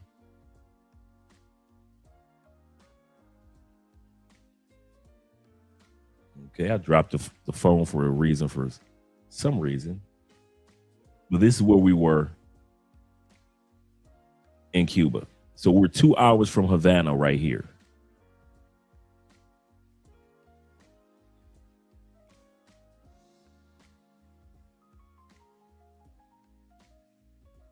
Really beautiful beach areas too, man. Just really nice. We had a good time.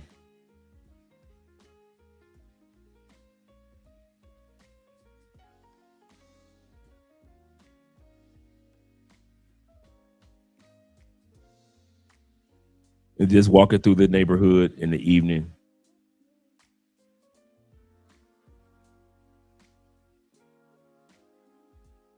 Wish I had a better camera at that time period.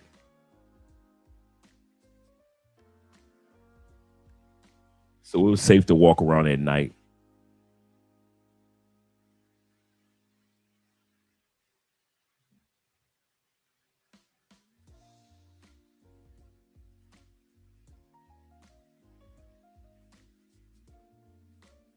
We had a good time.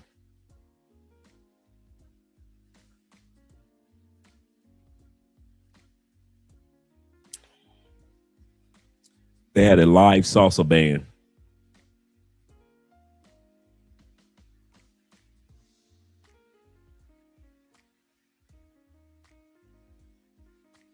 This was like on a Friday. I think it was Friday, Saturday night. We had a good time.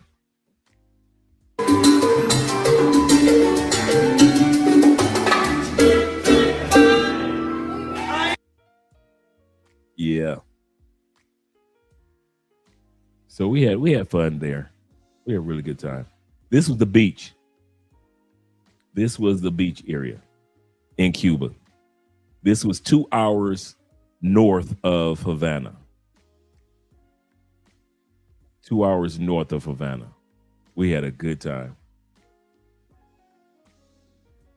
This beach ranks in the top 25 most beautiful beaches in the world. You can see how empty it is. Like, once again, we're in an all-inclusive resort.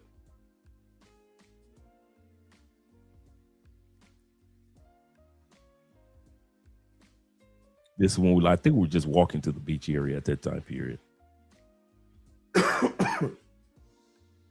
First time, you know, where we go, you go. Let's introduce you guys to the beach area out here. Look how beautiful this ocean is here. Gorgeous. The water was nice. Yeah. That's your girl Andrea, looking all good.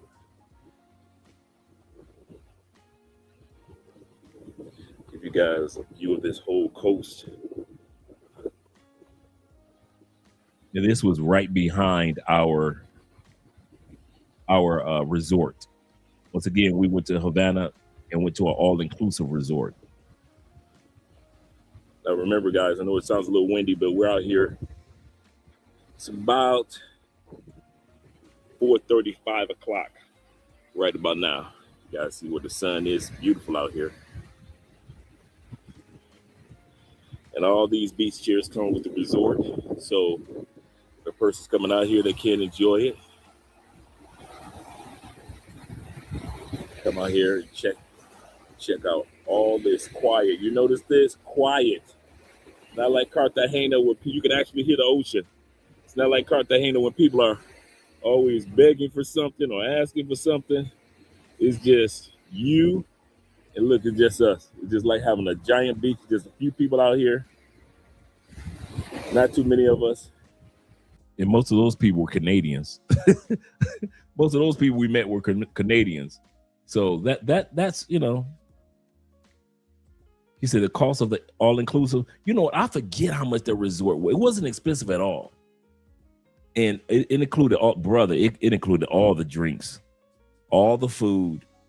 Did I say all the drinks? Yes. It had a gym, it had a sauna, it had tennis courts, the music was flowing. It was really cool. Let me see if I got some photos of that resort on the resort side. Our rooms were really nice. This is me and Andrea just sitting at the bar. As you can tell, Andrea had just turned 28 in I just realized she turned 28 in Cuba. I don't think I have any photos of the resort area. Except like this was out front. I thought I had some videos of the resort. This is when we were like in the town outside the resort. This is the town area.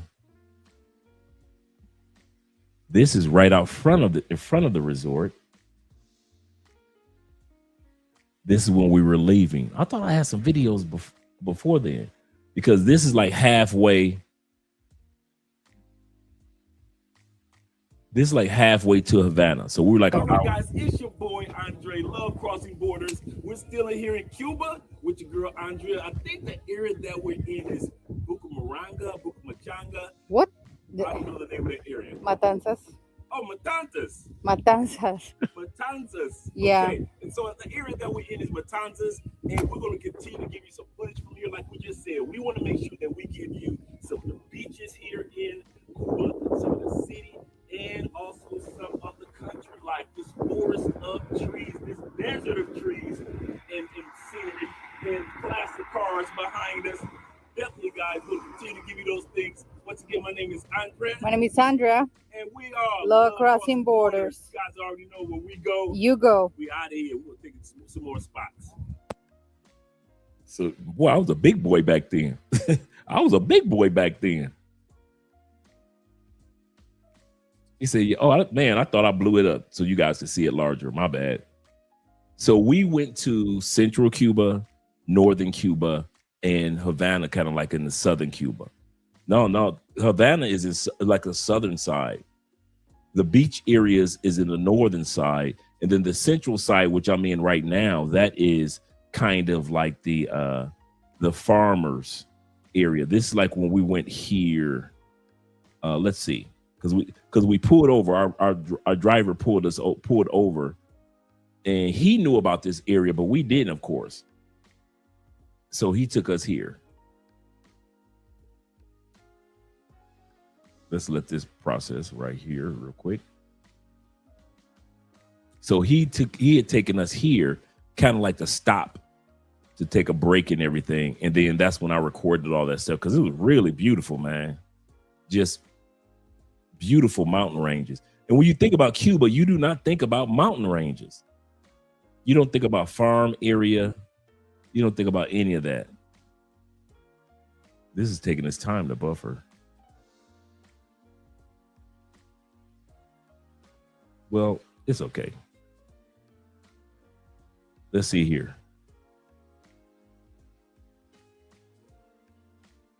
Of course, everybody rocking the Cuban hats.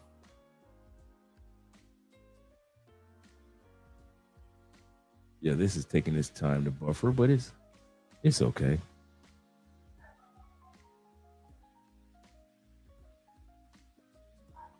Yeah, they are resilient. They are resilient. What's up, brethren?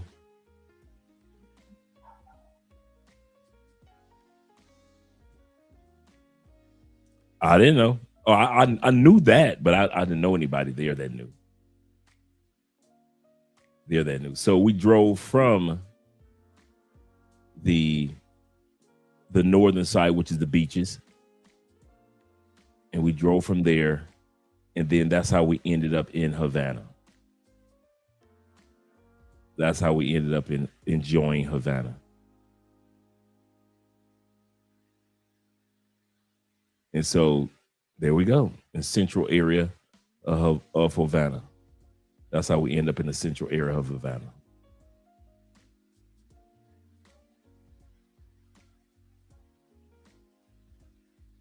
I don't know why it's taking these videos so long to buffer.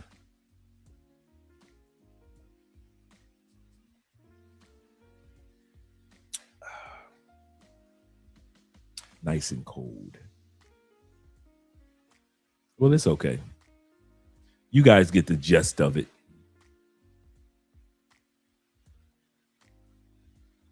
But yeah, it's really nice. It was really very safe, very friendly people. No issues at all, man. No issues at all.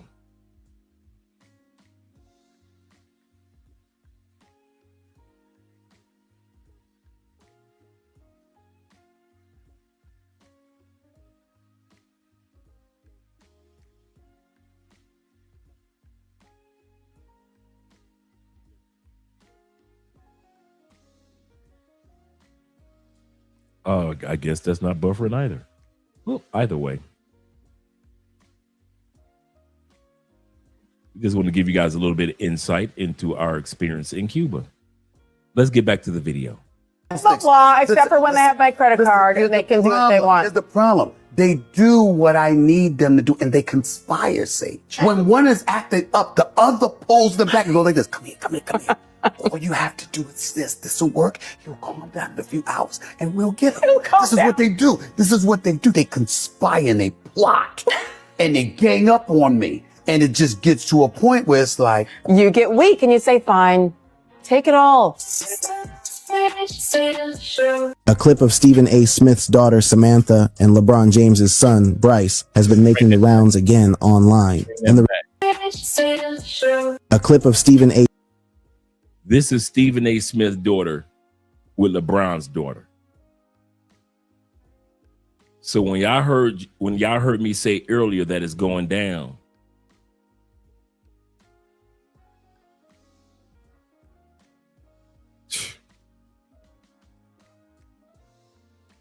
this is crazy. Smith's daughter, Samantha, and LeBron James's son, Bryce, has been making the rounds again online. And the reaction from Stephen A. himself has people talking. What? I'm joking. You better be. So let's get into what exactly happened between Samantha and Bryce, how Stephen A. responded in real time, and why the footage keeps going viral. The moment that broke Stephen, a Smith on his own podcast.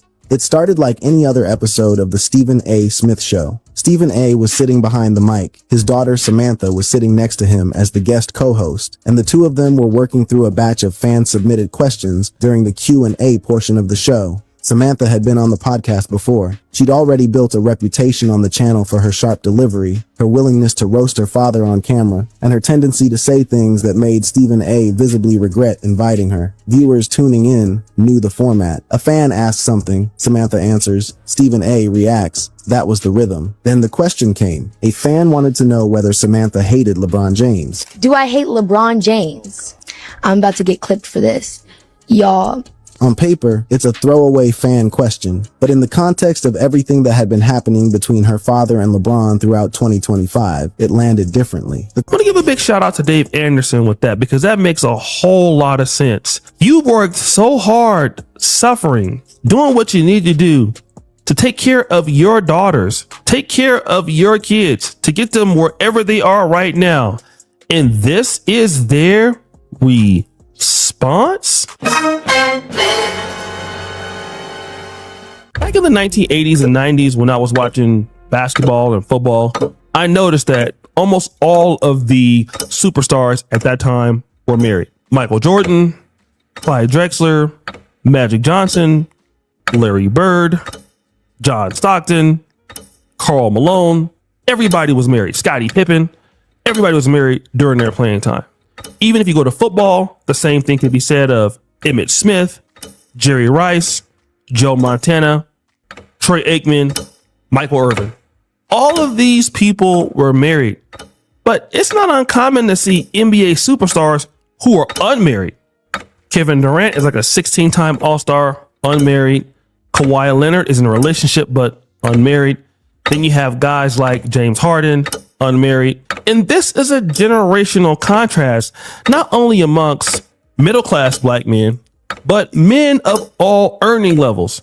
Cam Newton was another guy, former league MVP, unmarried. Which brings me to my first point. To all the bros that had kids, congrats. I'm very happy for y'all got kids. I love the kids. But y'all know y'all f***ed up. Because y'all don't get shit. Everything's going to the gift for your kids now. Like, you don't get nothing. Your birthday come, yeah, you don't get nothing. It's going to your kids. Keep having more kids. It's all going to the kids. You think I'm going to give you, I'm going to buy kids and then buy you, you don't lost your damn mind.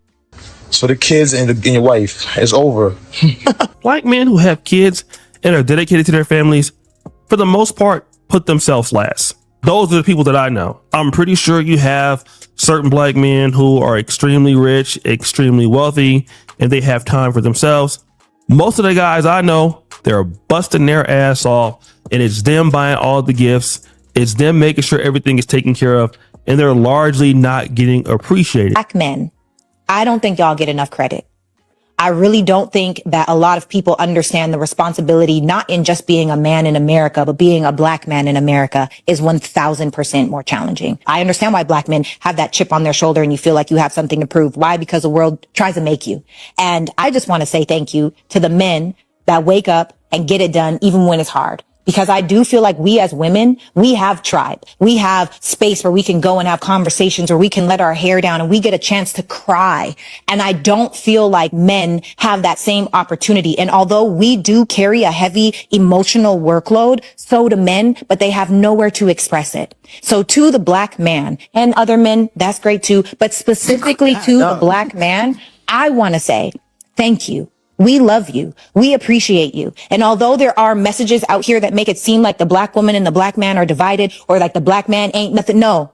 If you haven't figured out your leadership yet, if you haven't figured out where you're going yet, it's okay. If you haven't gotten to 6 or 7 figures yet, but that's on your plan and you're working towards it, don't let social media rob you of your plan. Don't let social media stop you from where you're going. And don't let your responsibilities outweigh your purpose. I pray that God just gives you the abundance that is more abundant than the sacrifices that you've made. Really and truly, like I see my husband, I see how hard he works, and he doesn't say anything. This man never asks for help. So for the men that also never ask for help, we see you, we love you, we value you, we thank you. And I just wanted to say that because when I tell y'all, Brock doesn't ask for anything. And sometimes that's challenging for me because I am the person that's like a super overly communicative, like how is this, how is that, how is, and everything just is fine for him. And so it's been work to pull that out of him. And I feel like there aren't enough women doing the work to pull that out of their man because they're more focused on themselves. And we just need reminders. Men need reminders. We love you. We appreciate you.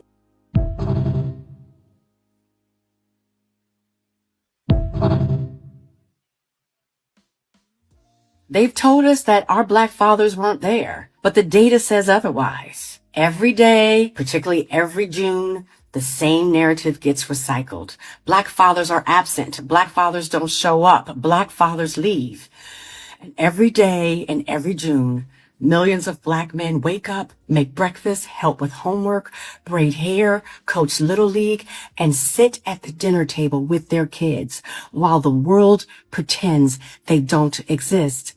Let's talk about what's actually true. The CDC, not a black publication, not an activist organization, the Centers for Disease Control and Prevention conducted one of the most comprehensive federal studies on fatherhood in American history.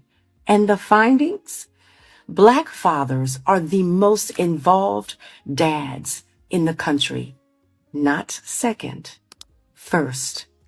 70% of black fathers who live with their children provide hands-on physical care, bathing, dressing, feeding every single day. White fathers, 60%. Hispanic fathers, 45%. 78% of black fathers eat meals with their children daily. That's higher than every other group studied. 41% help with homework every day, compared to 28% of white fathers and 29% of Hispanic fathers. And for black fathers who don't live in the same home, 59% still see their children regularly, compared to 39% of white non-resident fathers and 35% of Hispanic non-resident fathers. Given what you know now, how important do you think that is to have a black man in the household? The greatest gift my father ever gave us was coming home. Damn. That's deep.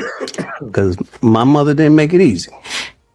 He was a dumb MFer and all kind of stuff. Because he did, she wanted stuff in life. Like new underwear, like stuff she couldn't just, little stuff, makeup and get a hair that couldn't do it.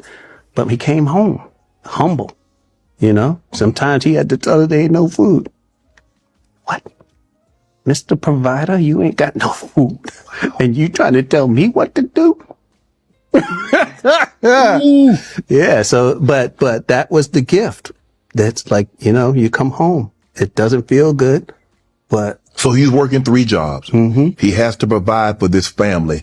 And when he gets home, your mom doesn't make it easy. Hey, what? Hit her or something. Damn. I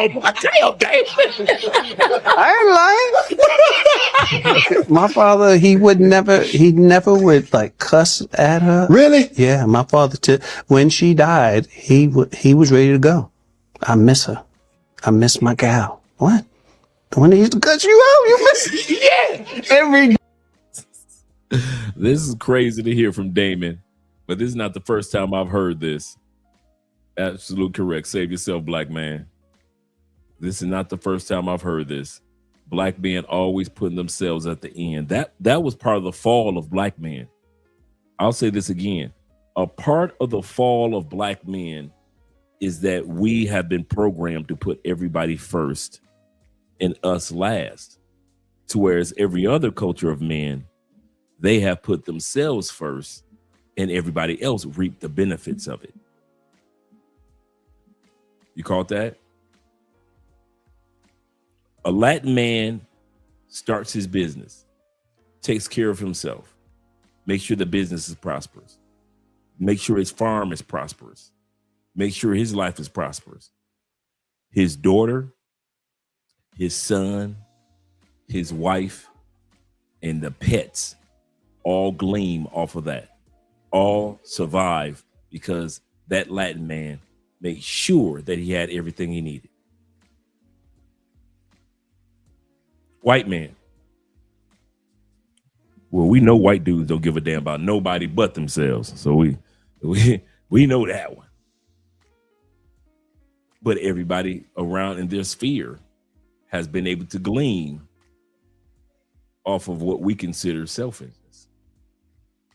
Only black men think that, my bad, wrong word, not think. Only black men are programmed to think that mama and them should come first. Only black men are told happy wife, happy life. Only black men are guilted into you should be a better father when you already are, statistically, as the sister said, a better father. The stats are out there that black men are better fathers, and yet we still get guilt tripped as if we aren't better fathers. Black men can get a degree. Nobody celebrates that. He can write books. Nobody celebrates that. Black women, everybody's dancing in the streets for you.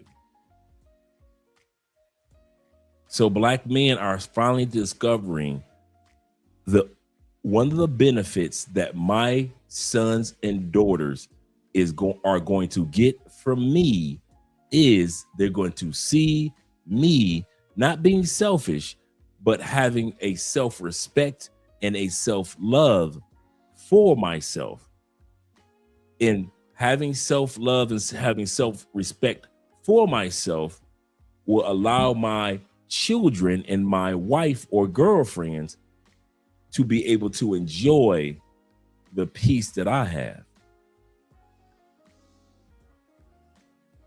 Damon said that his dad, through all those years, was put down, disgraced, basically a simp. Think about it. Damon and his brothers probably sat around like, man, why you let her talk to you like that? When she died, Damon said, Dad was ready to die. I'm gonna tell you something. I love my wife. I love my wife. I hope I never get to the point in life. See, we think it's cute. We think, oh man, Dad loved Mom so much that he's willing to just, I'm not, no. I don't want Andrea to be like that. I do not want Andrea to love me so much to where she's ready to give up on the rest of her life. Hell no. I hope I've set a good example to my wife of the value of life and time, that no matter how much she misses me, she continues on with her life and time. If anything happens to her, I am going to continue on with my life and time. My life and time was not created for that person and with that person. And when that person is long gone, I am not about to sit up here talking about something. I miss my boo. I think I'm going to just let it go. Let it go. No, that's not me. That's not me. I will be sad and alive. Okay. I will be sad and alive for another 20 years until my time comes. But I'm not about to sit up here and just, well, you know, your mama gone. I'm gonna just see. We like to see old people that die within a 5 years. You know, granddaddy died, you know, after grandmama died, you know, granddaddy died 2 years later, you know, because of the love. The love was, you know, his soulmate was gone. That's why he died. And we think it's like romantic. No, it ain't. That's just because your granddaddy sipped in the end of his years. Your granddaddy had 10 more years left. He allowed himself to be so melancholy, so sad, so disappointed that he just gave up on eating, gave up on walking, gave up on conversations, gave up on thinking, gave up on exercises. And granddaddy died 2 years and we thought it was romantic. No, granddaddy had 10 good years left and he gave up on it for a woman. Same thing with grandmama. Grandmama had 10 more years left when granddaddy died. I do not want anybody to be that connected to me to where they give up on the blessing that God gave them, time in life. Don't give up on your life for me. Ride your life till the wheels fall off. If you're scheduled to die in 2 years, so be it. But if you got another good 20 years in you, don't give up because I passed on. Hell no. That shit ain't romantic. Ain't nothing cute about granddaddy dying 2 years after grandmama. I don't know where y'all get that one from. That's serious. Thank you, boo. That's because you know your man. That's serious, man. Don't throw your life away for anybody at any stage of life, man. Well, my baby gone. It's time for me to leave. Oh no, it ain't. If you got 10 more years of life left, man, that means you got 10 more years to accomplish some things. So go after them. I'm serious about that one. They got black men programmed to think some crazy stuff. And no other men on the planet think like black American men. Thanks, babe. No other men on the planet think like black American men. We've been programmed, and that's the fall. And I love the fact that we are making a comeback. I'll say that again. I am so proud of us for making a comeback. While they laugh at us because they got their degrees, now those degrees don't mean anything. And now all you black men that went to trade school and you became truck drivers and you became plumbers and you became electricians and you became the warehouse foreman and you became working on the docks with the ships and you became engineers for the train system. And all you guys that got blue collar jobs, you ain't crying like all them people with the white collar jobs. Shout out to the black men that realized, let me go ahead and take these classes with Theo. Let me go ahead and get this tech in. Why these sisters think they too good for tech work? Let me go ahead and get this tech in. Because as soon as you guys get in tech, here come the sisters in Afro tech with they weave. I'm looking for a man. These tech guys making 6 figures. I'm looking for a man. So now they coming to Afro tech every year like they going to Freaknik. Y'all catch that? Ever since black men got into tech, all of a sudden, all the sisters want to show up to Afro tech. Talk about, I'm about to get me a man. They didn't want you when they thought that they had all the degrees.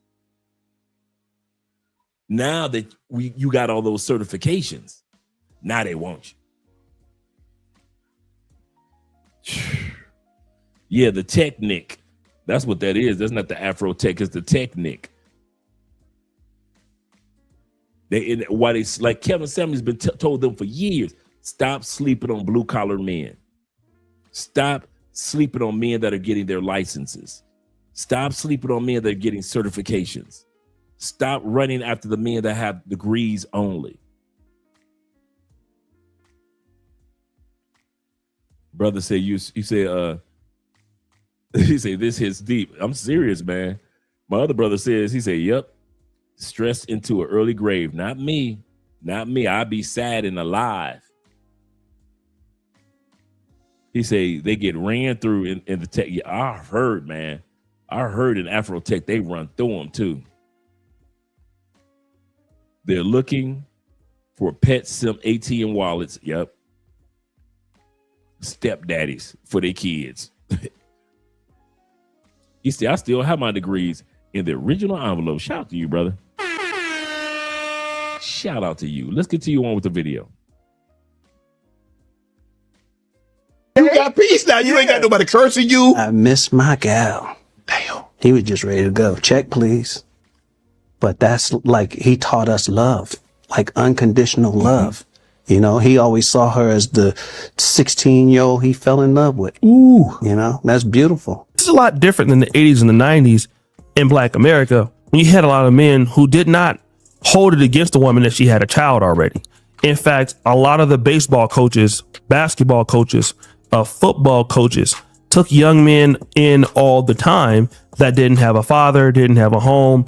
You know, they taught them how to box, taught them how to cut grass. A lot of those sort of guys are the reasons why a lot of us as brothers got to where we are. And I salute the OGs out there who have done that for so many black young men. I know I definitely benefited from that. But just because you benefited from a system, it doesn't mean that you want to keep the system going.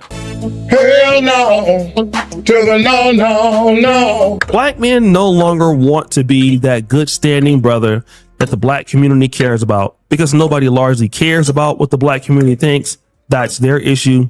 Black men now are prioritizing their own health, prioritizing their own peace of mind, and they're looking at doing things for themselves.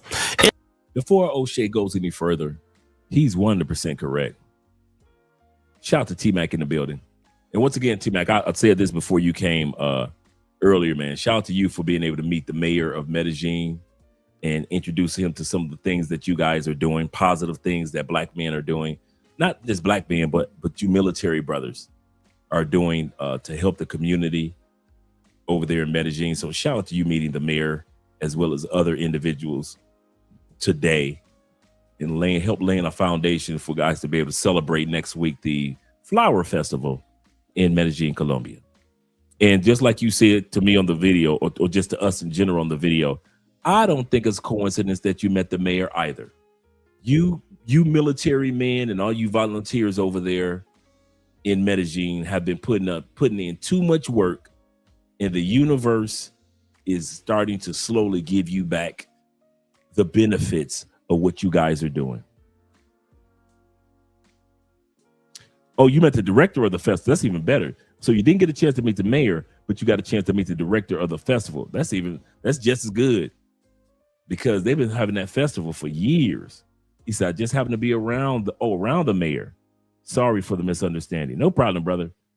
But you guys are still doing some amazing things over there, man. Shout out to Medellin, Colombia.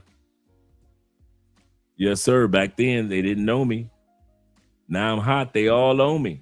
I know, right? Mike Jones. Now we got passports. Now they want to be all on us. Now we got certifications. Now we got licensing. Shout out to the HVAC brothers. Now they want to be all on us. Now we got peace of mind. Now we're getting our health on track. Now they want to be all on us. Now we know how to network with each other on a global basis. Now the women want to be all on us. It's too late. Kevin Samuels was the last chance. I'm going to say this again. I said this before Kevin died. I said this after Kevin died. Kevin Samuels was the final armor bearer for women, especially women for color.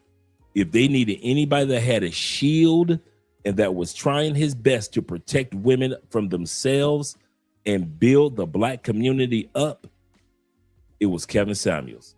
It is not Dr. Umar, ladies. It's over. Ladies, hear me out. I'm your boy. It's over. Ain't no more Kevin Samuels. You ain't got to worry about another Kevin Samuels.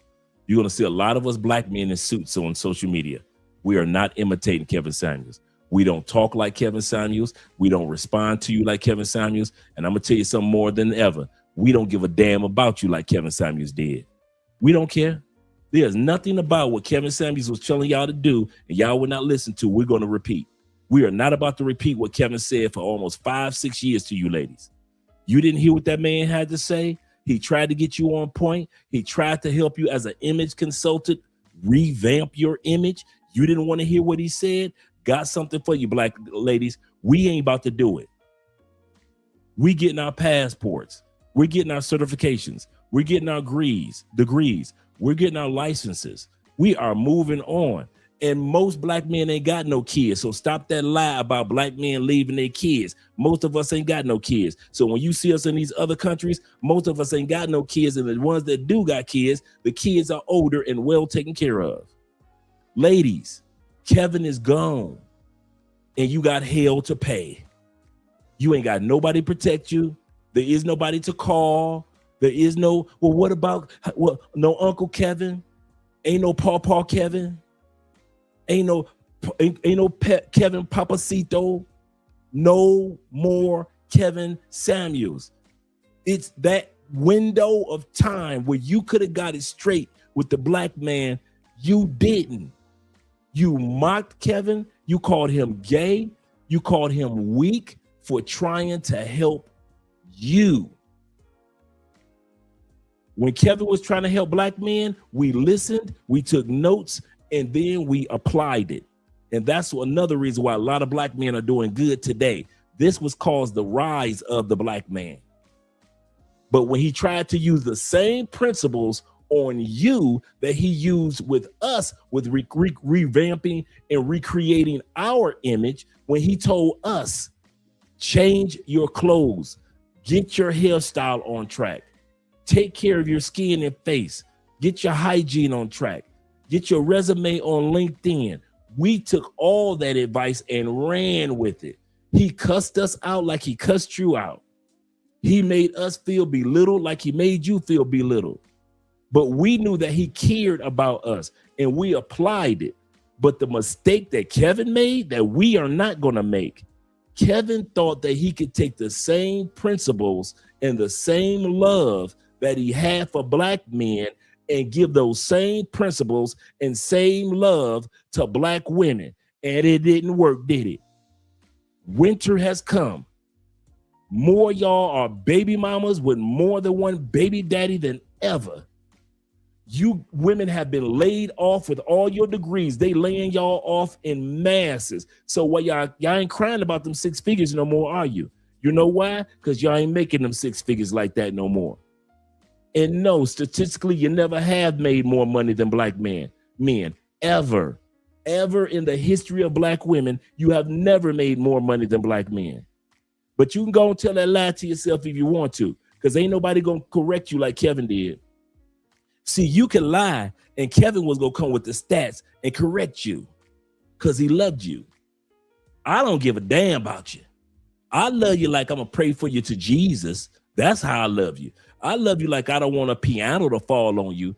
That's how I love you. I love you like I don't want you to be starving, sleeping in your car. That's how I love you. But as far as like how Kevin loved y'all, hell no, we don't give a damn about y'all like Kevin Samuels did. Y'all got us all the way up. Don't y'all ever think you gonna go on any of these YouTube channels with black men in suits and y'all think that we gonna love y'all, support y'all, and be your armor bearer the way Kevin did. It's over. You didn't want Kevin. You laughed on his grave. You mocked that man. To this day, y'all mock him. The same women that mocked him, the actual results came to pass. Brittany Renner, when Kevin tried to correct you, now look at you. You living back in Mississippi and you're broke. Vivica Fox, when Kevin tried to correct you and tried to tell you, slow your roll, get you a good man, you laughed and mocked at him. Now you're looking like this little piggy came to market, this little piggy came home. This little piggy had roast beef, and this little piggy had none. Vivica, you don't even look like 90s Vivica. You're like 2090 Vivica. It's a dang shame you're looking that big and looking that old at the same damn time. You don't look 60, you look like 60. He's constantly tried to tell you sisters, listen, I got your back, but you wouldn't listen to him. Cool. You laughed at him. Cool. You got tattoos put all on your face. We could do whatever we want, Kevin.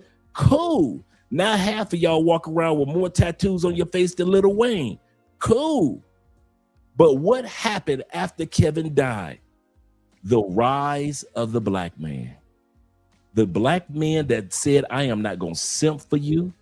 If you don't want to go to the Cheesecake Factory, don't worry. I know an Asian chick that will. I know Magali, she'll go to the Cheesecake Factory. Hey, listen, the rise of the black man. Snow bunnies came from out of the woodworks when Kevin Samuel's dad saying, if the black, listen, I'll be your huckleberry. White women came from everywhere, said, I'll be your huckleberry. If the sisters don't want you, they're too busy laughing. While y'all were busy dancing on Kevin Graves, the white girl was out there learning recipes on how to make macaroni and cheese and sweet potato pies. Letting the black man know you ain't gonna miss nothing in this house. All of a sudden, the rise of the passport bro movement took off after Kevin. You know why? Because most of us brothers realized y'all wouldn't listen to Kevin, so you're dang sure ain't gonna listen to us. So we decided to keep our mouth shut. So you will find a couple YouTube channels out there of dudes just trying to encourage y'all. You got your little ace metaphors. You got your O'Shea dude, not O'Shea, but Dr. Umar, and you've got your other ones out there like Derek Jackson that's hustling y'all under the auspices of what Kevin told y'all. So these dudes ain't trying to help you. They are hustling you. Ace metaphor is hustling you. Derek Jackson hustling you. Dr. Umar, my black queens, hustling you. One thing y'all can never say about Kevin, he was hustling y'all. He allowed y'all to call in and answer y'all questions, just like he did us. Once again, ladies, when he cussed us out, we had a pen in our hand and a piece of paper, and we took notes. Kevin was cussing us out, talking about how much weight we got on. We need to get our stinky breath taken care of. What's going on with your dreads? If you don't do something with them dreads, what you talking about? You got 3 baby mamas. You better get a job. Wait a minute. You need to be working 60 hours a week if you under the age of 30. Kevin was on us, and we took notes. What did you do? You thought he was crazy, and he told y'all winter is coming. And now winter is here. And if you think that we are stupid enough not to get on them damn planes and fly to another country, since we use the tools that Kevin told us, so many men have become successful in careers. And if you think we about to spend this money on your ungraceful asses, y'all crazy.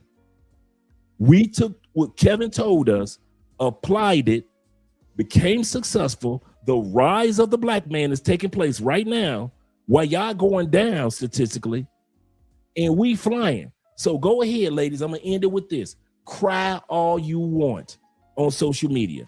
We don't give a damn. We still flying out. Hate all you want. We still booking these tickets.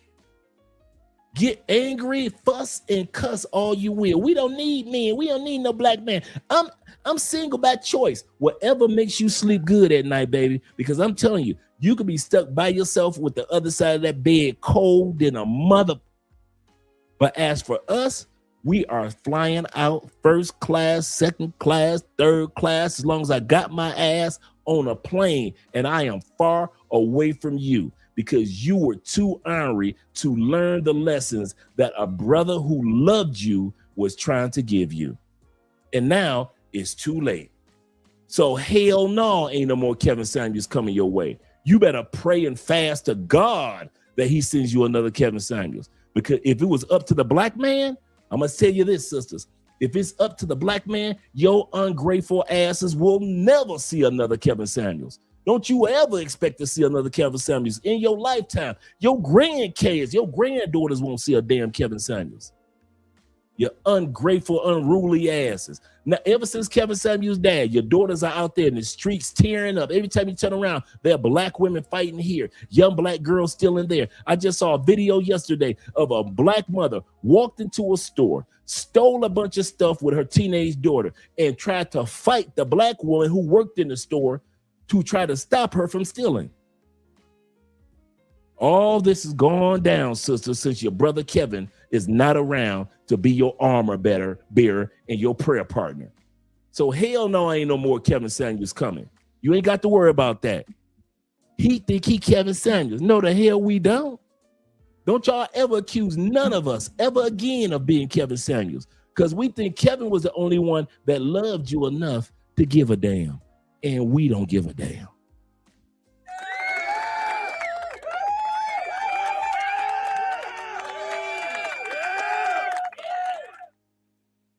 Back to the video. And this is why you see so much of an interest in channels such as, like Ronan the Travelers or Zoom to Thailand, brothers going overseas, starting a new life, and prioritizing themselves. Because this is something that a lot of black men just didn't do in the 70s or 80s. You prioritize yourself to the black community. And a lot of men have no problem with that. A lot of men love serving their community, love being servants. But the only thing that a lot of these black men lacked was respect. Just like a car needs gas, black men and men in general gotta have that refill of respect. Respect, not even that much love, but if you can give that too, that's great. And also, but the respect must be there and being grateful for their sacrifices. If people can do that, black men will be willing to stay and stick around. But as we've seen with Stephen A. Smith, it's so much sacrifice that men have to make, especially black men in the community. You don't even get a thank you. Nursing home. You don't get any appreciation. And I think it's very clear when we see certain days like Women's Day and women get everything. And we see like Men's Day on November 19th and men get absolutely nothing. And as the brother said, birthdays, you're not there. You're not getting nothing. And people expect you to deal with that. And that brings me to the second point. No authority. He's right, In the 70s and the 80s, the black community was still more patriarchal than what it is now. The husband and the father was the head of the household, and that was the societal norm. This meant that the black man had to provide financial support. And with that, he was the leader or cultural leader of the whole entire house. Now, in 2026, you're expected to have all the responsibility without authority. Women have way more leverage in 2026 than they did in the 70s. God forbid you're thinking about being a stepfather in quote unquote disciplining your child. And I'm not even talking about physically. I'm just meaning verbally. But at the same time, you're expected to take this kid to basketball practice, pay for things. And you just have no leverage, but you're going to pay for all this stuff. Then also, there's so much legal and financial exposure. God forbid a divorce, God forbid child support, God forbid any of these things that happen to a man. This horrible story. Well, I don't know if it's horrible. Or if I'm just a bit like unsettled by it. So there's this couple, right? They get married back in they get married whenever they got married, right?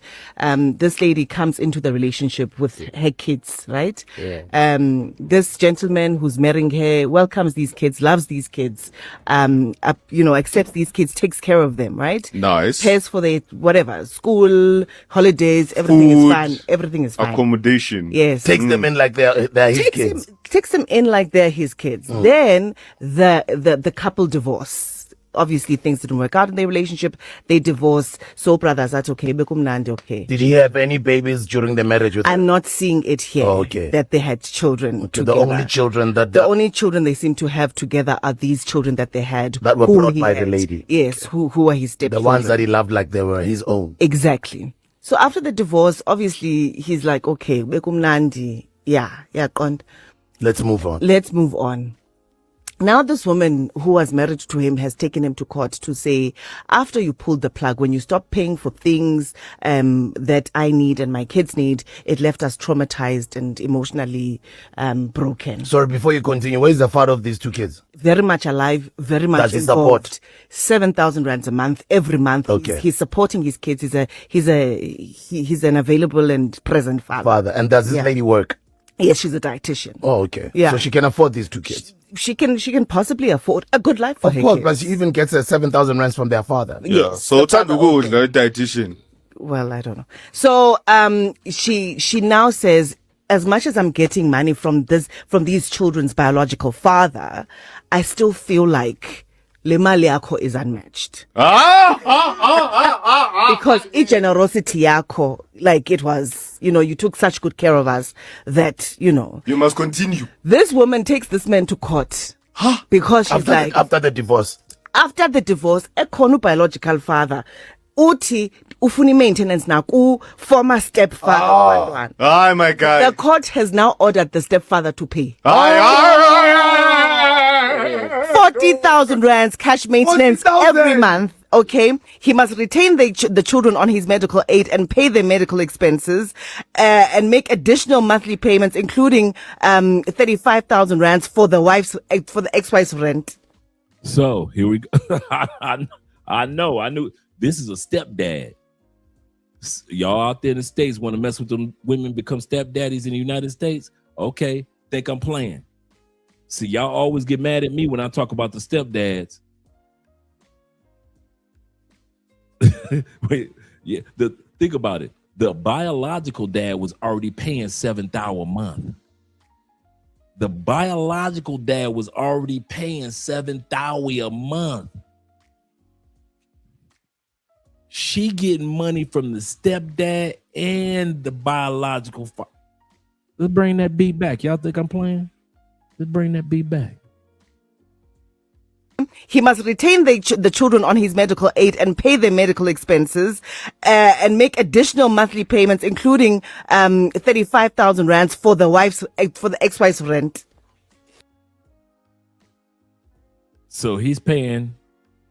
This got to be in Africa though as well. This got to be Africa because she said 3,500 rent. So there's got to be somewhere in Africa, a currency in Africa. And he's got to keep the kids on the medical. I'm telling you, but this happens a lot in the States. Don't get it twisted. He said, do you know you miss your stepdad bid? I still miss my stepdad. No, man, I don't. I'm gonna tell you something now. Me and Andrew was talking about it. I think it was yesterday. I love marriage. Just I love being in a couple. Let's put it like that. It doesn't have to be marriage. It could be just being in a couple. Being a stepdad, I'm sorry. I can't love your kids the way you do. Your kids can't love me the way they love you. I'm talking directly to fathers. I mean this, and I'm not being facetious or anything. I've learned that the children aren't supposed to love me the way that they love you. I was a stepdad for 14 years, and that taught me, and I'm talking about some really good kids, not bad at all, very successful in their endeavors. Like I always say, my daughter married her high school sweetheart. The first person she was intimate with is the person who she's owned 2 businesses with, and they have 2 children. That's the only man she ever known. I think he's the only woman that he knows.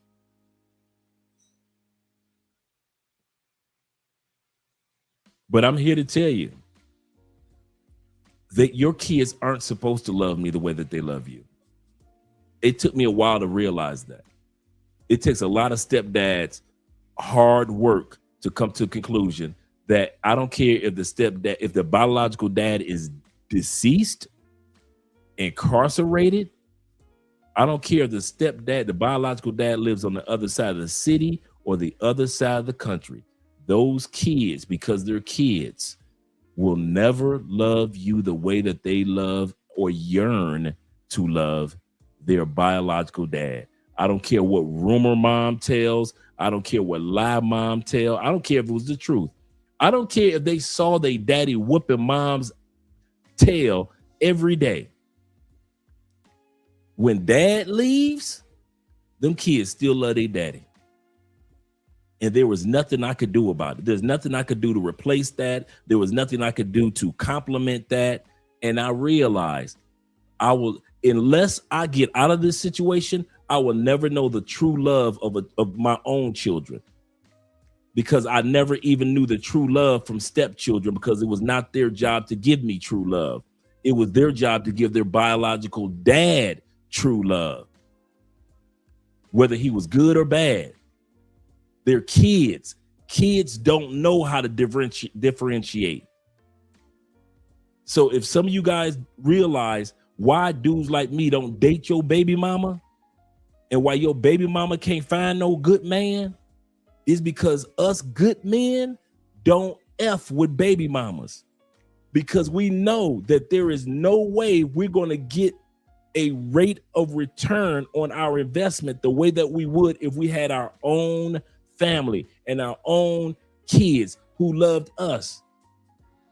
Unlike idiots like Stephen A. Jackson, but I'm talking about the average father. So yeah, some of you stepdads, you ain't got to, some of you biological dads, you don't have to worry about us. I'm gonna say this again. Some of you biological dads, and not most of y'all globally, y'all ain't got to worry about us. I don't want your baby mama, because I don't want to be around your kids. And I don't want to be around your kids, not because they're not bad, but because they are not my kids.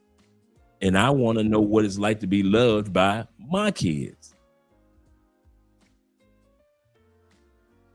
That is so serious. You said South Africa? Thank you, brother. Thank you very much. Yeah, these dudes might be, yeah, I know, right? That's what I was thinking, the same thing. Shout out to Master Thrill in the building. He said, I think that she might have said Rand. Okay, you might be right, brother. Rand, and that's South Africa, which is America Junior. Okay, thanks for letting me know. Let me bring it back a little bit. 40,000 rands cash maintenance 40,000 every month. Okay, he must retain the children on his medical aid. 30,000 rands. Goodness gracious. And pay their medical expenses, and make additional monthly payments, including 35,000 rands for the ex-wife's rent. And they're not even his kids. They're not his kids. It's not his wife anymore. Oh, yeah. And then the court has favored the lady. The court has favored the lady. Oti, this is in the best interest of the children. Sure. Yeah. It's not my kids. You're signing these papers. I'm not signing nothing. No, I'm not. I just told you I'm not signing this. Since she's been born. This paper, I'm not signing. I'm not signing that. This is her decision to get divorced. So why should I pay for her daughter that's not mine biologically? Whether you think I adopted her or not, yeah, I took care of her. Give us 15 and we'll figure this out. Okay, you might need 15. You know what I'm saying? 7 years of being in your daughter's You're throwing away 7 years. You raised her. This was your idea, not mine. Raised her. We were together. This is your idea, not mine. You know what? Was it not your idea to get divorced? Well, We're not getting anywhere. Okay. Let's just take 15 minutes to cool off and come How back. you don't want to help me take care of Charlotte? Yo, you being unprofessional. How Man. you don't want to help me take care of You're Charlotte? very unprofessional. So what am I supposed to Talk to tell your her? lawyer. So what am I supposed to tell her? Tell her that we So what getting am I supposed divorced. to tell her? Okay, I'm So not you signing that. just Quit walking on out that of at her me. life completely. Yes, I am. I'm closing this chapter in my life. Follow Masculine Craze for more relationship advice and tips. And lastly, people just don't see any real value on being a good black man anymore. That used to get you somewhere in the black community. It would get you a high status in church. It would give you opportunities. It might get you connections and things like that. Well, the whole society is changed in the black American community these days. People don't look at out of wedlock births bad anymore. In fact, pastors are having them now. I'm looking at you, Jamal A. Bryant. There was an incentivization. Isaiah say, R.I.P. KS. He tired. And it's over now. Blame yourself, ladies. Blame yourselves. That is so true, brother. That is so true. For being married. Now you just look odd. And when you look at all of the things that you have to do, it's just not worth it for a lot of men. So why be a good black man? Why be a strong black father? Don't get me wrong. I salute every strong black father and good black man out there. You're one of a kind. But unfortunately, what I have seen guys do is take their good black father, strong black man narrative and kind of put it into the garage or take it to other communities because there's just a lack of incentive to do so. And the downfall of the good black man is satisfying to a lot because it created this new person, a person with a lot of leverage, a person with a lot of options, a person that says, what are you going to do for me if I'm going to deal with you? Because if I want kids, I can just have those kids and then I ain't got to really marry you. I can go have those kids somewhere else. I can move to another country and deal with somebody else. I have more opportunities now than I did in the 70s and 80s and 90s. So I don't have to be a good black man just to impress the black community. And a lot of people, a lot of men don't realize that yet. I think right now that is the, how can I word it? The current state of journey of most black men. I'll say this again. This is the current journey, current learning lesson, however you want to word it, for most black men.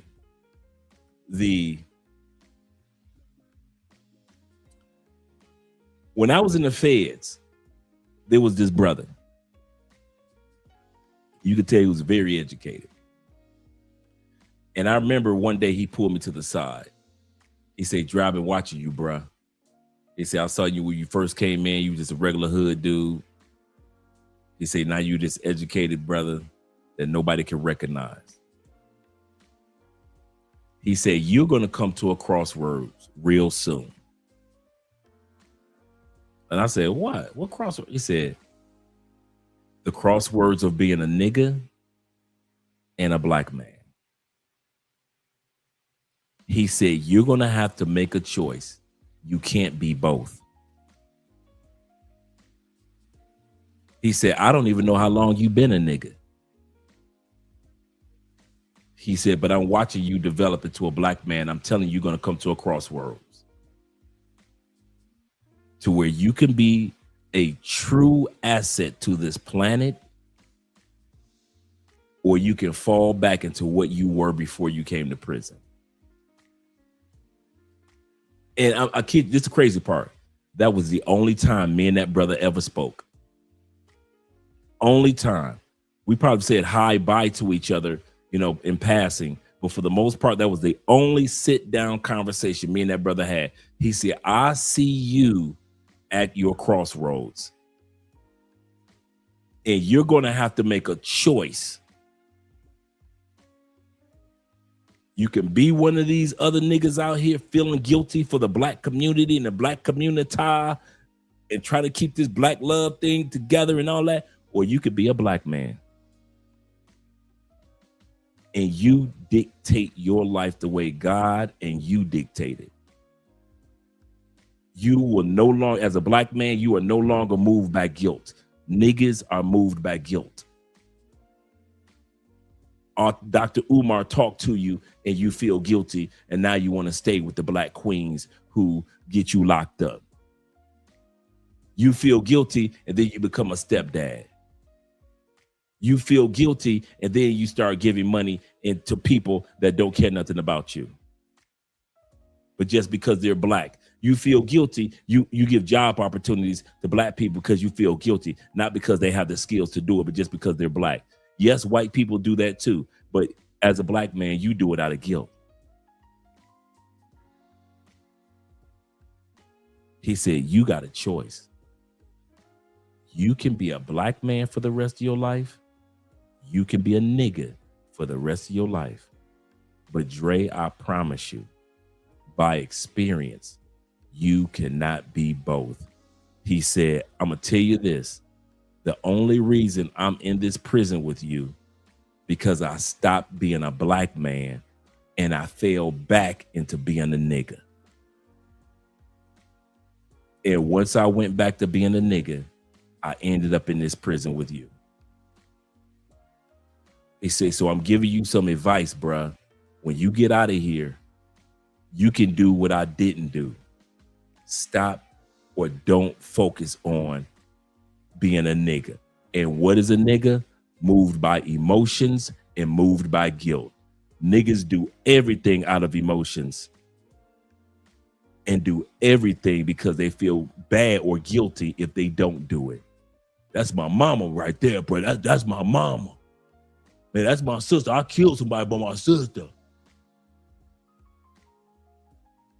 Niggas are moved by emotions and moved out of guilt.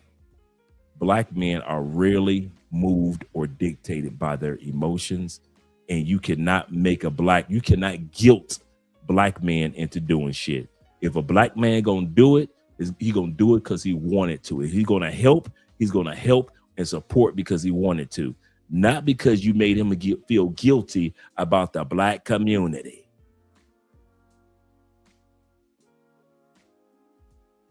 Lastly, I want to say is this. I don't know why some of y'all still talk about some black community tie and y'all walk around with African dashikis on and African the African continent on around your neck. Bruh, you about to move to the Philippines.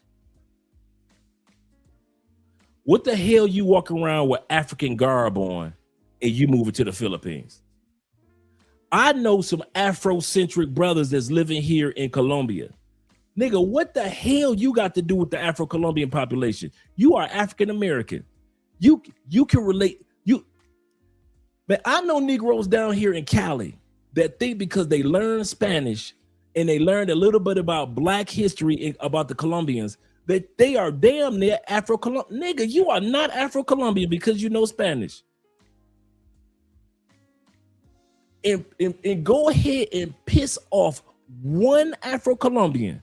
They will remind your ass in 4 different types of Spanish that you are not them.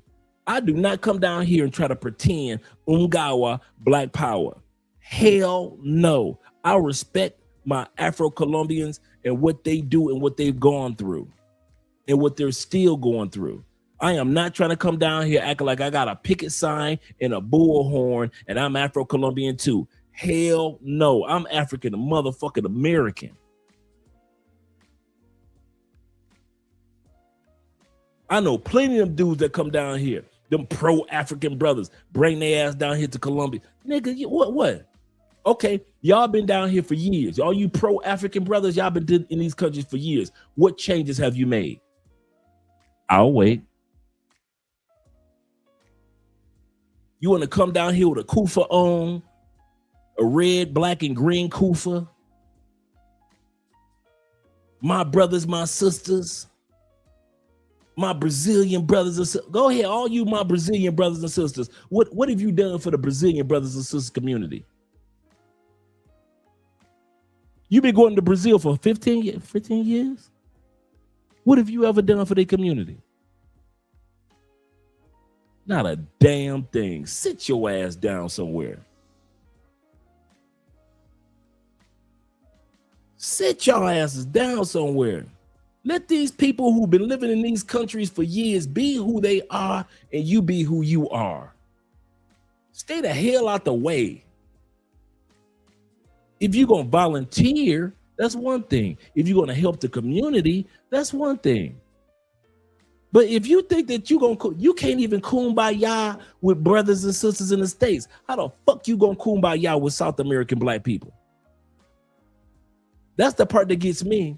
Y'all don't tell Colombian, y'all don't tell the Brazilian sisters the truth that black people in the United States don't get along like that. Y'all don't tell people on the 54 countries of Africa, y'all don't tell them that we don't get along either. Y'all will sit y'all happy asses down and always talk about how we don't get along with the African brothers or the Caribbean brothers, or we African Americans, da-da-da-da. Y'all would do all that. We don't care about the diaspora. Y'all would do all that shit, but you would not. Umar, why don't y'all tell the truth? Kwali and all you motherfuckers, why don't y'all tell these people the truth? That just like Africans don't get along with each other, African Americans don't get along with each other like that either. We always try to sell that narrative to other countries like we all one love. Get the fuck out of here. Okay, if I'm lying, name the era when black people were all at one. 60s, civil rights movement was by a small pool of people, not everybody. Not everybody was part of the civil rights movement. Just a small pool of people. 50s, that same time too. 40s and 20s, Jim Crow. Come on, slavery, we were on plantations. We thought one plantation was better than another plantation. We thought our slavery on our plantation was better than another. When was that era that y'all talk about some black love? 70s, when we was pimps and smacking up black women like they was hoes? Come on. 80s, when we treat them like they was in the Freakniks? 90s too? When was this black love era that y'all keep talking about this black love time period, that so elusive black love era? Tell me. Y'all can chat GPT it or Google it or whatever the fuck y'all want. When was this era when we ever was all one, utopian? Everybody was together in the black community. When that shit ever happened? We had black gangs in the 70s, and 80s, and 90s. When did this ever happen? Where the white man was holding us back. I didn't say nothing about the white man. I asked y'all, when did black love, unity like that ever happen? I'm not talking about no small towns like Tulsa and Tulsa. I'm not talking about no Rosewood. I'm talking about nationwide, black people just loving on each other. When this shit ever happened? It damn sure ain't happened in Detroit and Chicago. New York, y'all better not tell no lie. Soon as if you're in the wrong barrio, you in trouble. You from Queens and you got caught in the Bronx? Oh, that's your ass. When was this era? The panhandle of Florida couldn't get along with Southern Florida. New Orleans, they couldn't stay in Atlanta. When was this black love era? This old magical black love. I remember when we was together. When were we together like that? In the 60s, they was kicking the fathers out of the house. When was this black love? I'm tired of, dude. You guys know how old I am. Boys, I am tired of pretending. I'm tired of pretending, bro. I'm tired of trying to chase something like a carrot that doesn't even fucking exist. Black families exist. This all utopian black love thing has never existed. Black unity has existed. Black political power has existed. Our growth in education, in economics, has existed. Black love as a unity has never existed in the United States or beyond. And if I'm wrong, name the era. Like I said, even during slavery, they had us believing that our plantation was better than the plantation down the road. Our slaves, we as slaves were better than Mr. Gilmore's slaves. We got 40 acres. They've only got 20 acres. We could work in the big house. They're not allowed in the big house.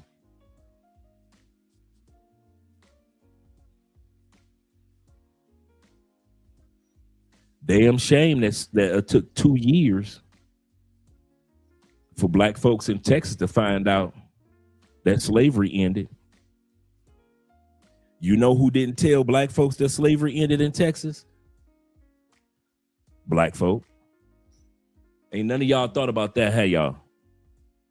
Juneteenth is the celebration of the slaves in Texas finally finding out, this broke, finally finding out that they's free, right? They's free.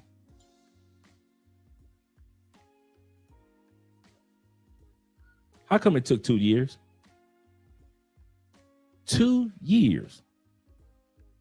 So could none of you Negroes in Louisiana go to Texas and tell them that they were free?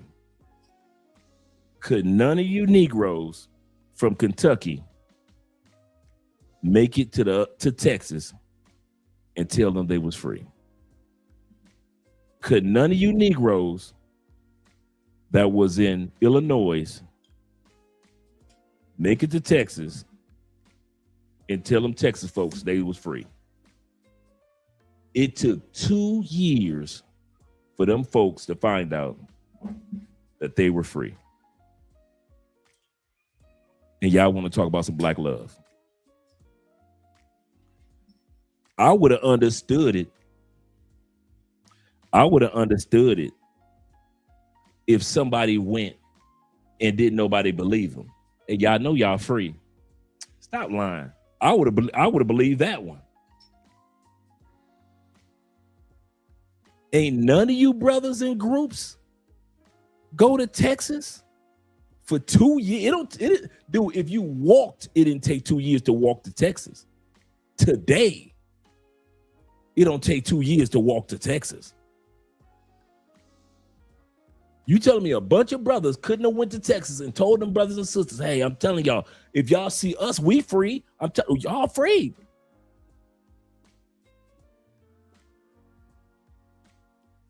$2 years. Don't tell me about no damn black unity. I know, right? I broke the Presidente. It's officially broken. 2 years. While the rest of y'all black folks running around free and shit, you ain't tell none of your brothers and sisters in Texas that they just as free as you are.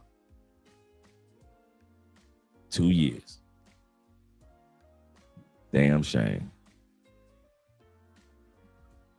And that's why I'm so proud of the new version of black men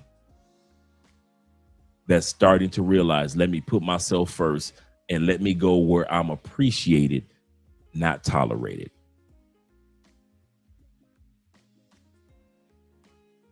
Fact, F the community. What is the community gonna do for me? What are you women gonna do for me? Like, that's the mentality that's going on right now. And these black men kind of have the ability to sit back and say, well, you know what? I don't even have to get into the game. And I always talk about that.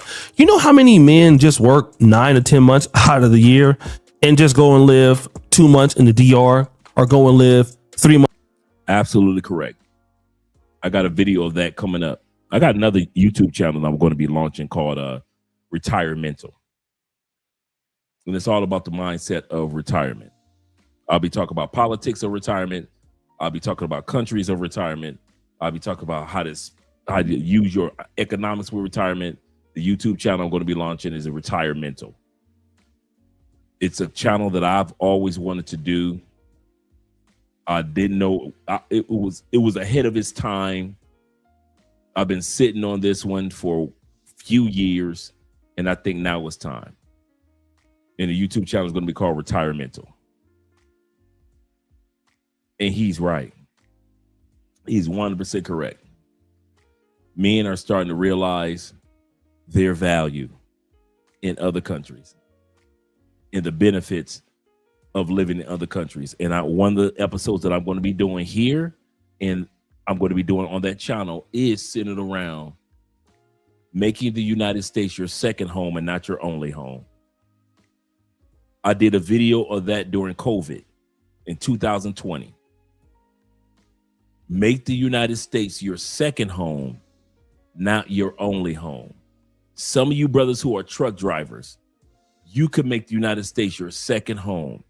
Some of you dudes that are working the oil rigs, and you know how you guys get your 1 month, 2 months vacation, you could make the United States your second home. Some of you guys that work in tech, you school teachers, or work in the education field, you got 2.5 to 3 months. You should be in the United States making your money, yes, but treat it like it's your second home, not your only home. Your real home should be in DR. Soon as the school year ends, you supposed to have your ass on a plane. Ain't no way in here. You supposed to be coming back when it's time to come back to work. I know dudes that own property down. You know who does that a lot?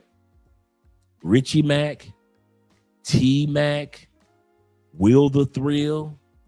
A lot of guys have property and responsibilities back home, but that's not their first home. They've made the United States their second home, not their only home. So some of you guys need to just restructure yourself and say, okay, cool.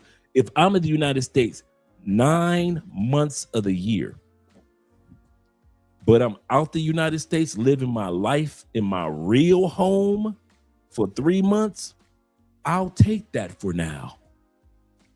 I'll take that for now. I may not be able to move full time out the United States for another 5, 6, 7 years. Cool. But if I can live outside the United States for 2 months, 3 months, 4 months out of the year, I will take that for now. What's my point? Do not think that you need to leave out the United States. It's all or nothing. It's 12 months or nothing. You can leave out. I did it part-time, like I'm telling you to. T-Mac, Richie Mac, Taylor Made Dreams, Ace Live, all of us started off part-time of the year until we went 100% full-time. A lot of you guys have been believing the narrative that I'm either 100% out or 100% in. You don't have to do it like that. Not if you don't want to.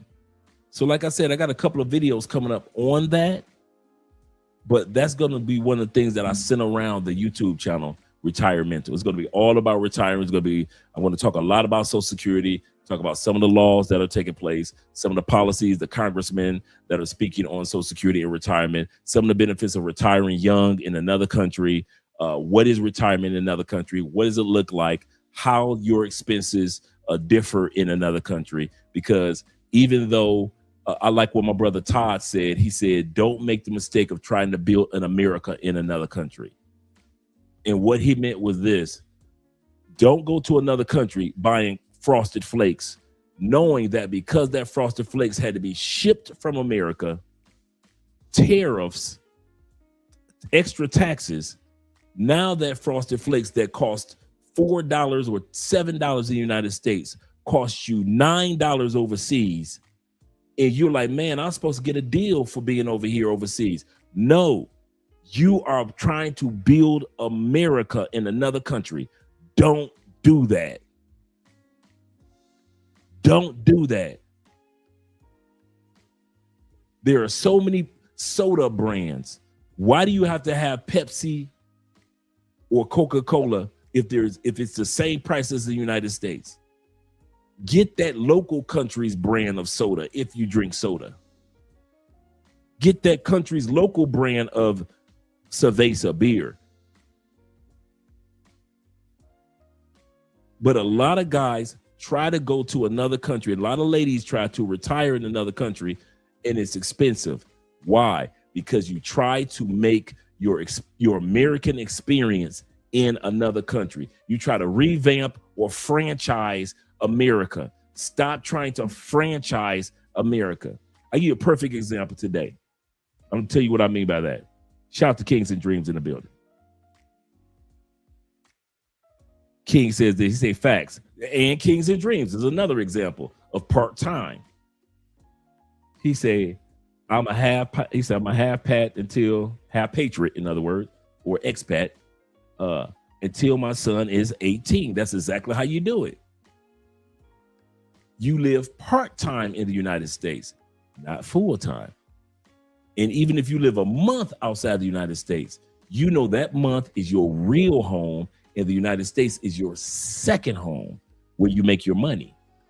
You just in the States to make your money. And nothing wrong with that. You ain't dating in the States. You ain't mating in the States. You just enjoying life. Your real life is in your country. Like I say in DR, for example, that 1 month in DR, you are at home.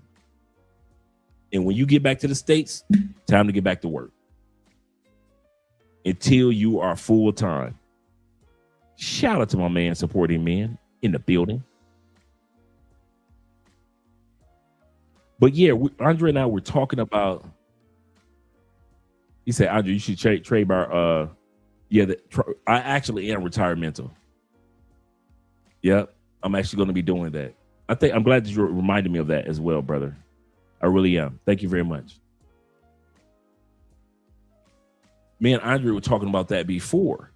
Andrea saw me with the purchasing of the furniture, getting the apartment. We're talking about a year to a year and a half before I moved down. So every trip was about purchasing this, purchasing that, doing this, doing that, searching this neighborhood, searching that neighborhood.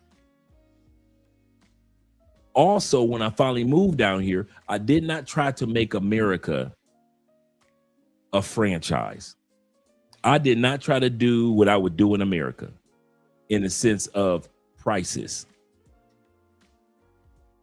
I tried that and it didn't work. You guys heard me tell the story of I was paying $1,800 a month for my 1-bedroom apartment in Tampa. So I said, that's my budget for my apartment. In my mind, right? In my mind, in Medellin, in Cali, that's going to be my budget. So I get to Cali with the 1,800 mindset. I didn't realize it was too big of a bang for my buck. Now, check it out. This is for all you guys that's panicking about the US dollar becoming weaker in Colombia. Like right now it's at 3,001. It used to be 5,001 a couple years ago. Some guys are, it's going to tear up tourism. Nobody's going to come to. I came to Colombia when it was $2,700, $2,500 to one. Here's my point. At 2,700 pesos to $1, with my $1,800 a month mental budget, I had a 5-bedroom, 3-bathroom, brand new condo, gym, 2 parking areas, just the works. I was trying to franchise America. $1,800. $1,800 in Tampa, $1,800 here. I'm franchising, right? Here's the mistake. Andrea told me, she said, okay, this is beautiful. How you gonna get down the hill of this beautiful apartment complex? Humming you can hear. Andre, this apartment is beautiful, but these condos are up in the hills. You don't own a car. That's how we got out north. Just in case you guys wonder, how do we get in this area? I had to learn I couldn't franchise my American experience. So I had to listen to a local, our Airbnb host, and Andrea. You need to go north. It's still zone 6, zone 5, Strata 6, Strata 5. It's still night, but it's flat land.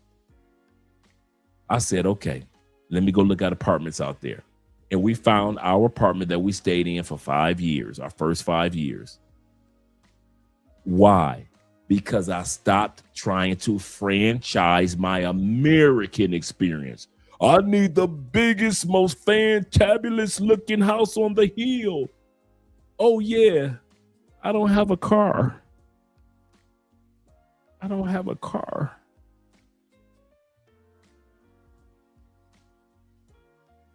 That's what kills a lot of people when they go to Thailand, Philippines, a lot of locations. We franchise in our minds. I want my life that I had in America, or even better, at Thailand prices. And you can't do that. When you get to Thailand, you have to live a Thai life. Now, you have to live the Thai upper class life because you can afford it, or the Thai middle class life because you can afford it, but it's still the Thai life. Here's another example. In the States, me and Andrea, when it comes to my fish, because I'm a pescatarian, when it comes to my fish, we get fresh caught fish. I mean, I don't get my fresh fish from the grocery store. Fresh caught. We went and got a piece of fish for me today, a red snapper. Dude, that thing was this big. The head was bigger than my head. I'm talking about humongous. Give me that one and give me that other big boy. And they chop it up for you real good, and they wrap it in plastic for you. Everything that they do in the grocery store that would cost you $200-300 for one fish would cost me $200-300 in the States.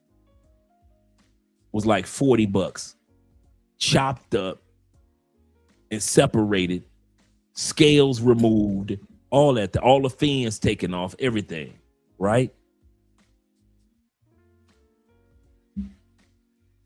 If I had gone to the grocery stores to try to get that same fish here in Colombia, it would cost me 3 times as much. I would easily pay $150 just for one giant red snapper. But because I go to the fish market, you see the difference? In the United States, let's be honest, we don't go to the fish markets like that. We go to the grocery stores.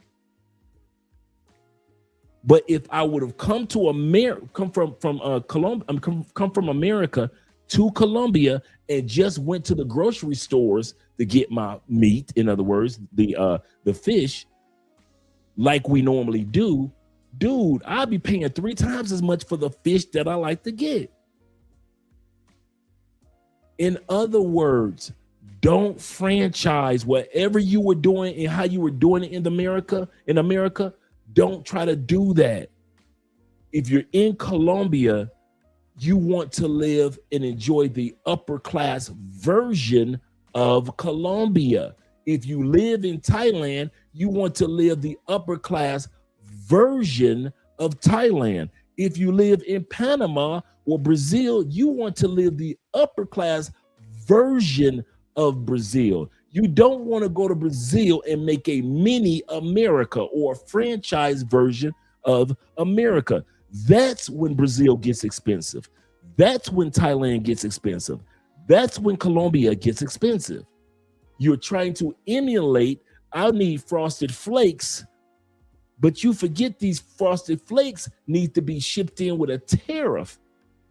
Compared to when you get them in the States, they only come from Battle Creek, Michigan. You could get them from a truck, not a flight. There are no tariffs. So that box of frosted flakes could be $7 in the States, Now you come to Colombia, that same box of Frosted Flakes is $10, $12. And you're trying to live that American experience with the Frosted Flakes and the Fruit Loops, and you're doing yourself a disservice. Don't live the upper class American life in another country. Live that country's upper class. You see where I'm going with that? Don't make that mistake, man. I kid you not. Do not make that mistake. Right, IMF. He said, just like the Japanese run to the fish market right from the boat. That's how Colombia is. Like if they run out of my fish, they'll call me and Andre say, hey, we just got some fish in, or the boats just came in, blah, blah, blah. You want us to put something to the side for you or whatever? And I'm talking about some big dogs, man. I ain't talking about no little, I'm talking about some big dogs. I mean, big dogs, man. They cut that fish up. I'll be like, yeah, buddy. Yeah, buddy. Yeah, I love me some red snapper, man. But if I go to Exeter to try to get it, no, you're not trying to do that. One of the reasons we move to these countries is the bang for the buck. Yeah, the giants, right. The giant snappers.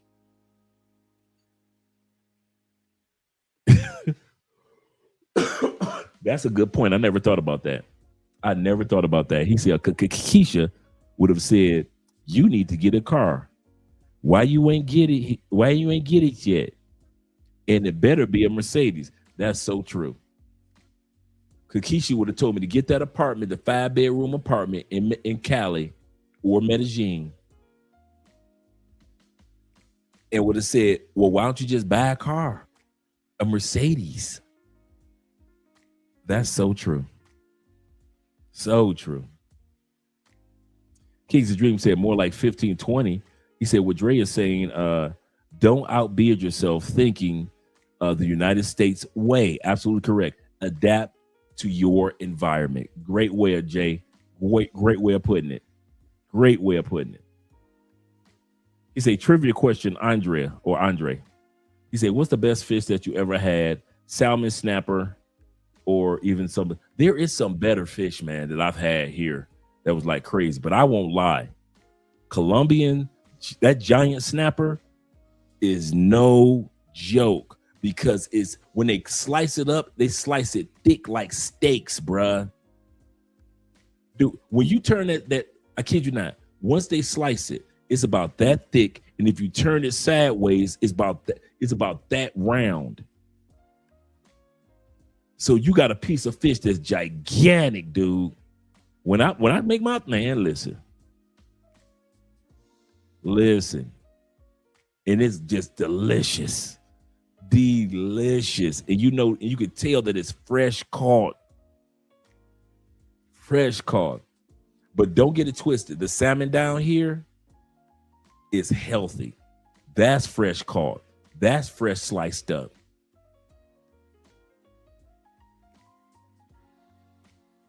To where back in the States, you got your salmon, you got to worry if you got those little invisible worms crawling through inside the salmon. You got to, in the States, y'all got to examine your salmon like, okay, is it moving?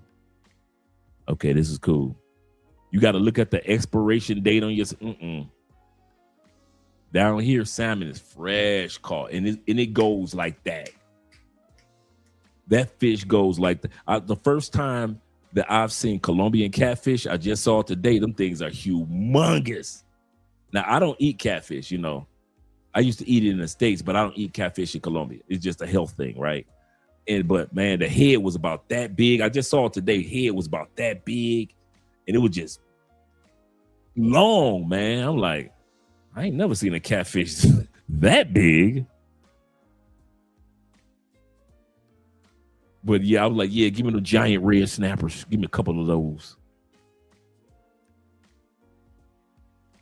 He said, what's the best fish you ever had? Oh, I think I read that one already. Yeah, man. Yeah, that's my favorite, the snapper. Andre would tell you the snapper is my favorite. in the States, when I was in Michigan, the trout, because you get Canadian trout and bass. Like if you live in Michigan, you know what I'm talking about. Giant trout and the trout and the bass. Oh my God, good fish. That I do miss. Canadian bass or salmon. I mean Canadian bass or trout. Salmon is good, but snapper is MVP. That's true. That is so true, Jay. He said, Andre, you need to show a video for the channel, Patreon. I thought about that today.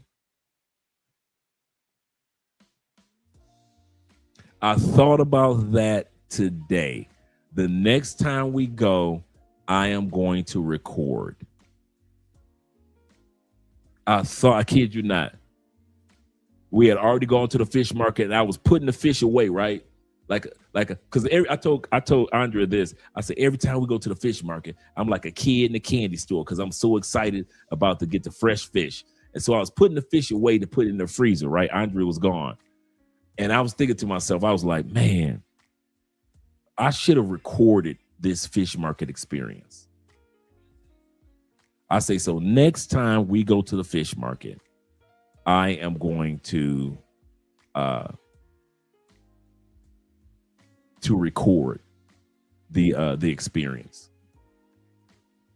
because they have the fish on ice, right? They have the fish on ice, and you could choose. It'll be like 60, 70 fish. And you could choose which ones you want. And I'm like, yeah, let me get that big boy, and let me get that big boy over there. And then they weigh it for you. You can see the price, how much it weighs, as well as how much the price is. And then the salmon, it's fresh, and they cut the salmon up and everything.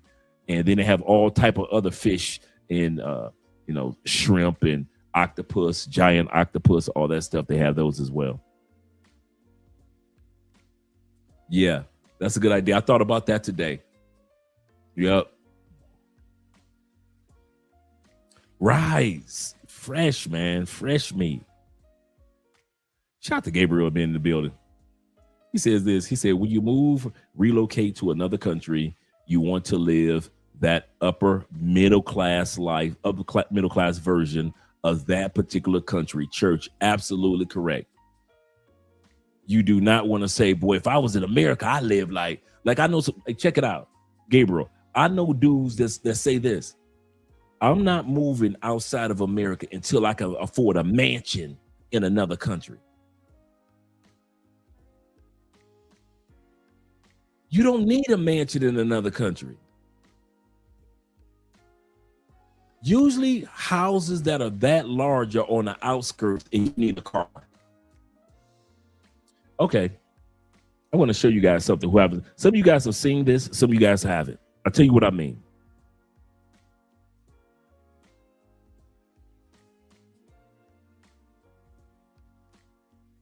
I want to show you exactly what I mean. This is here in Cali, Colombia. Let me pull up the images. Okay. We're going to come back and finish off the video. Don't get me wrong. Give me a second, but this is important. Guys always talking about, I need me a mansion. Okay, cool. Why you mansioning? Watch this. This is here, Cali, Colombia, out south. It's called Ponce area. Okay. These are the big boy houses. Let me see if I can blow this up a little bit. Nope. It won't blow up any further.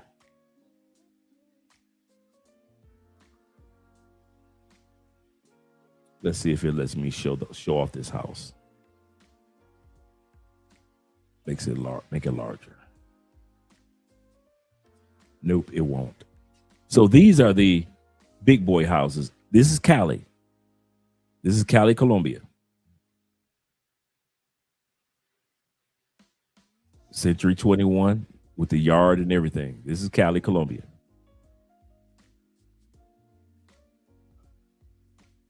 If you do not have a vehicle, ain't no use of you being out here in this area of Ponce. But you got people that will tell you stay in the States until you can get a house this big.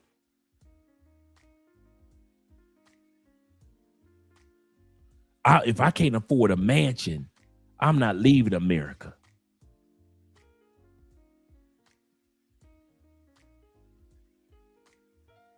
Bruh, no. No. You build the plane as you drop off the cliff. You build the plane as you drop off the cliff. You might not be able to get the mansion until you want, or what you want, until you get a vehicle. Now, y'all ready? Now, Andrea and I could live in Ponce. We're always over there going to restaurants anyway. So we could do that. But without a vehicle, we could not do that. We couldn't even imagine living in this area without a vehicle. You just can't.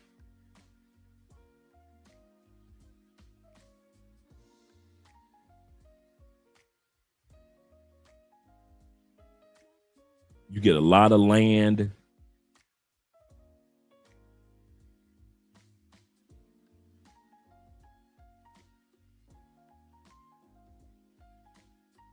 Wish I could blow some of these houses up. Let you guys see them. Let's look at this video. Let's see if we can see watch this video.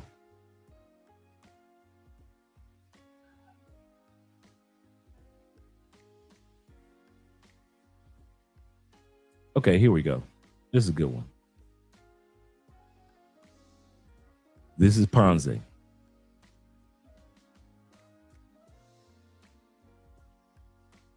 If you do not have a car, I don't care how much money you have, you are not living in Ponce area.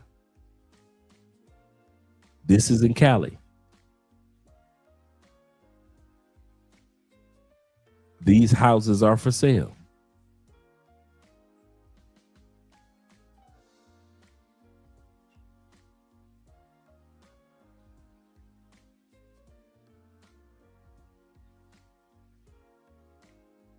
Let's look at this one.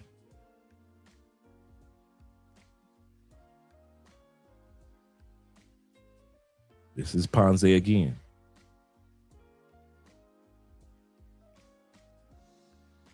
Absolutely correct, Chalupe. That's what I said. And you're going to need domestic workers.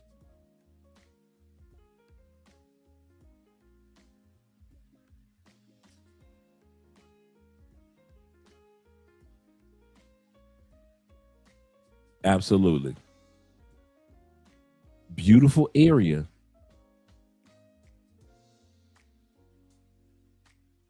It depends on the weight. It depends on how much your snapper weighs. Yep, Southern Cali. Excuse me. In Southern Cali, yep.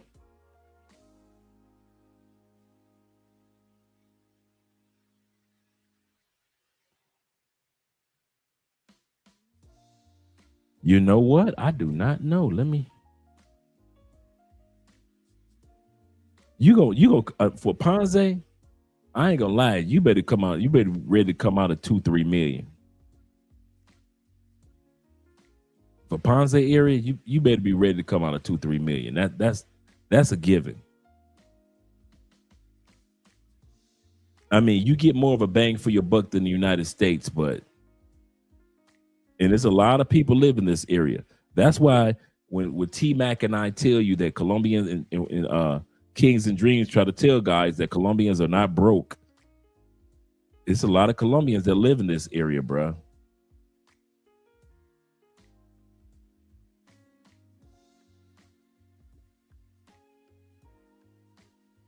Let me see if I see some other ones in this one.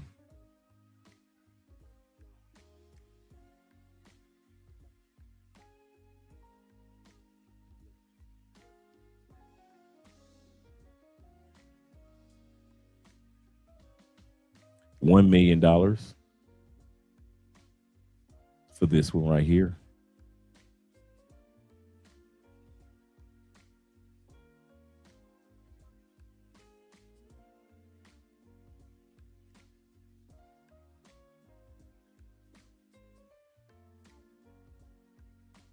So yeah.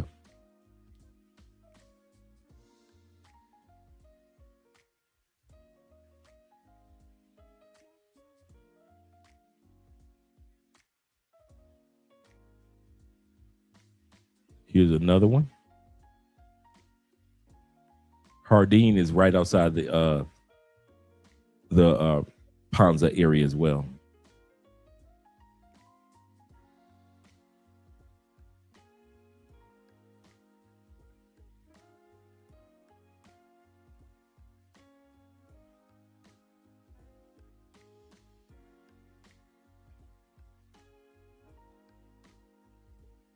Here's another Ponzi.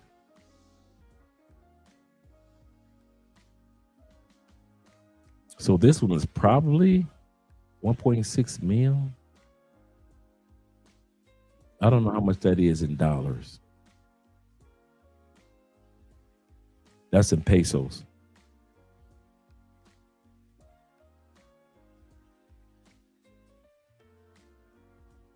That's probably 900,000, 800,000, like 800,000.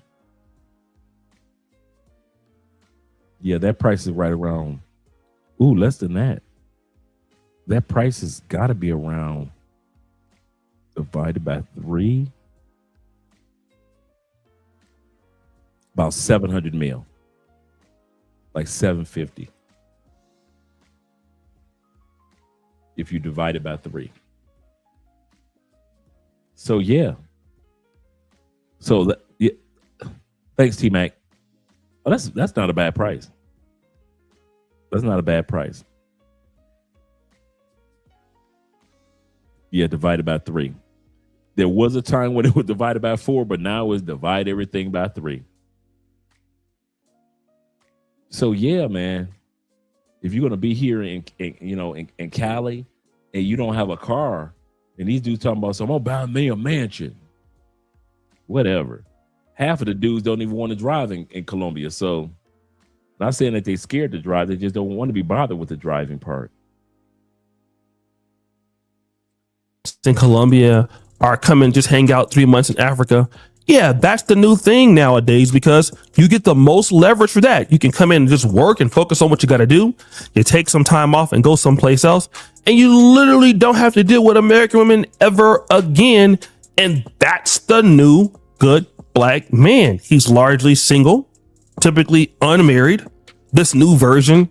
And this guy has all the marbles that he can just sit there and do one thing that many women in the black community can't, which is wait. I'm getting the hell out of America. I'm going to live my life on my terms. Choosing to be more selfish with my time and stop slaving to somebody else's dream and start living mine. Because me going to work every day, that's not living, that's suffering. Get 2 days off. You really only get 1 to enjoy your life. Out of 7 days, they want me to do that till I'm 70 years old. Fuck that. If I fail, I don't care. At least I know I tried. I can live with failure, but I can't live with not trying. Are you ever going back to America? No. Why not? Because, man, for me, the quality of life here, a lot more peaceful. Not dealing with the element of racism, systematic oppression and racism. Society here is not falling apart like it is in the States. And as for a black man, I don't have that third X on my back, man. You know how that goes. So here, not only that, you get to meet people from all over the world. You get to interact with people from Africa, from Europe, Japan, Hong Kong, China, all of Asia, all of South America lives here. So you have all kind of different dialects and people bring their cultures here, but everybody here messes peacefully. And plus, you don't have the crime that you do like you do in the States. So yeah, I ain't going back ain't no way. Wow, fantastic. Now, and where you from in the States, Sean? Texas, Dallas, Texas, Oak Cliff. For all the homies down there from the Texas, man, the big Lone Star State, man. I love you. I love my people down there. But if you get the opportunity, man, get your passport. I'm going to say it. Going to cover it. There seems to be such a disdain for men leaving the United States to go travel other places. Men have been doing it for years. But now that the collective of men or black men have decided to do that, there seems to be a problem. There seems to be a problem with that. There seems to be a problem if men now wants to leave and go other places. Why would he do that? Those women, you must be going over there for sex. Let's be for real about it. You're going over there because the women are broke over there. You're going over there for little girls. You going there because the economy's bad over there and you got all this money and you're going to just go over there live like a king. It's crazy how I had to leave America to feel respected as a man. Quick story. I land in Japan. I'm completely lost. And I don't know what train to get onto or which line to go so I could get into Tokyo, the city. I see this Japanese worker. I walk up to him and he starts helping me. He can barely understand me, but he listens slowly, carefully, and he's patiently helping me. Their patience is very high. They're very nice people. By doing so, this young white girl walks up. Now she looks all panicked and she's lost as well, but she interrupted us. He turned to her and said, "You must wait. I helped him. You must not interrupt us." That hit me. That hit me. I had never felt that before in America. I wasn't just some black man being ignored. I felt respected. Now in America, I know how that would have played out. She would have got the help first. No, she would have got the sympathy, the understanding. But not there. Not this time. That moment stayed with me. I see what it feels like to be treated with basic respect. Not because of race, but because I'm a human being. And I shouldn't have to leave America just to feel that. Escape the pressure. Fade to black. Shout out to that brother. That was a good story. That was a good story. And there are thousands of us with those same type of stories. And so it is with you gentlemen. That's why we do this channel, Love Crossing Borders, where you can find love across borders or fall in love with the borders that you cross. This is why we do these channels. We want you guys to feel encouraged. We want you to feel like you're not by yourself. We want you to feel like you got brothers on the other end that can walk you through the process. Because I'm telling you now, Tailor Made Dreams, Richie Mack, El Guapo, Steve, our brothers from Solo Travel ORD, and a lot of Aaron, Passport Bro movement. A lot of us did not have the textbooks and the information that you guys have. We didn't have the networks. Nobody was around. Shout out to Danny, Flight Madness over there in Japan. In China. Been in China for almost 11 years. Shout out to Theo Wolf. All those years that he spent in Europe and in Japan. Shout out to T-Mac, who spent time in Japan. There was no blueprint for all you guys. Now, there's a network of guys that you can reach out to at any point in time and on any topic on many of these countries. You guys have what we don't have. Take advantage of it. Take advantage of it. I'm telling you, man. I am in that area. I'm jealous. I am jealous because we didn't have nothing. We had a map. It was like moving to another country was like having a paper map. Am I lying? It was like having a paper map, Kofa. Now you guys got GPS, consultations, YouTube videos by men and women, all the information about taxes and visas. Man, we didn't have none of this. We just had a map, and that was a paper map, and that was it. When I hear guys crying about the Colombian pesos is getting stronger, man, it used to be 4,500, almost 5,000 to $1. Man, I say, man, I came to Colombia when it was 2,500 to 1. It wasn't even 3 to 1 like it is today. I got here when it was only 25 to 1. And it was still a bang for your buck. And I built a life in Colombia off of 25 to 1. And you guys are crying. I'm sorry. I can't relate. I can't relate. I cannot relate, man. So when I sit back and I say, and I mean it, yes, sir. Salute to the Trailblazers. When I say take advantage of, if you're going to Thailand, take advantage of the Richie Max, the Chocolate Men in Thailand, all the other brothers that are in Thailand. There are YouTube channels out there that are interviewing people, man. One of the things that we're going to be doing a lot of on the YouTube channel, Retiremental, is a lot of interviews of people from around the world that have retired in other countries. So it's going to be black men, white men, black women, white. It's going to be so many people, man, because I want you guys. Here's the key part. I'm going to come to you in a second, Akofa. Here's the key part. The number one gift that I received from Tailor Made Dreams and Ace Live and I Am Marwa and Jabrail Passport Heavy, they kept me encouraged when I didn't have anybody else. When I cut my cell phone off with nobody talking about travel in my real life, my Uncle Jeffrey didn't know. The rest of my family didn't know.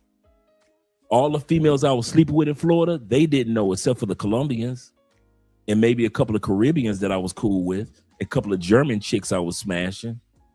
Okay, the Italian chicks too.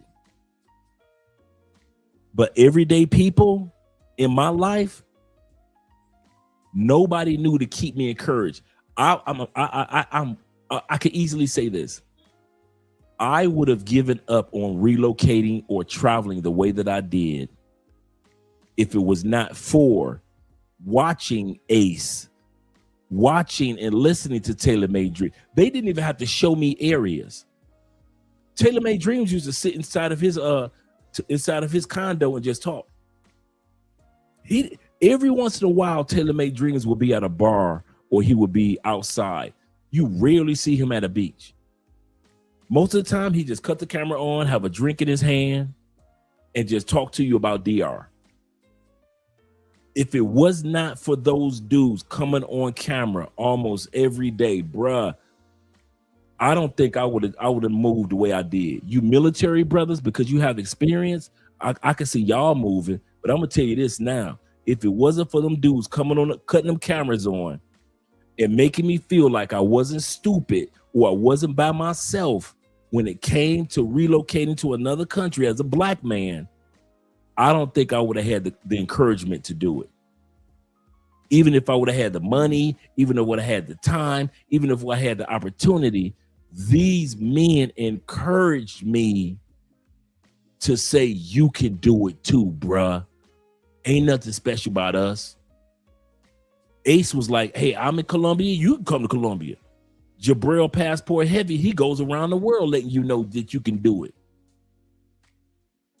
Shout out to the African brother, I Am Marwa. When he first started, he was just interviewing college kids at the campus in Bogota. That's how his YouTube channel was. He just interviewed kids in college because he was teaching English. That's how he got the job. He was an English speaker from his country, his small town in Africa. I forget which country he's from. He got the job to come to Bogota to teach English. To teach English. Somebody smell good, Mrs. Spence. I like that. And I kid you not, bruh. Because of those men, bruh, that's why I'm here today.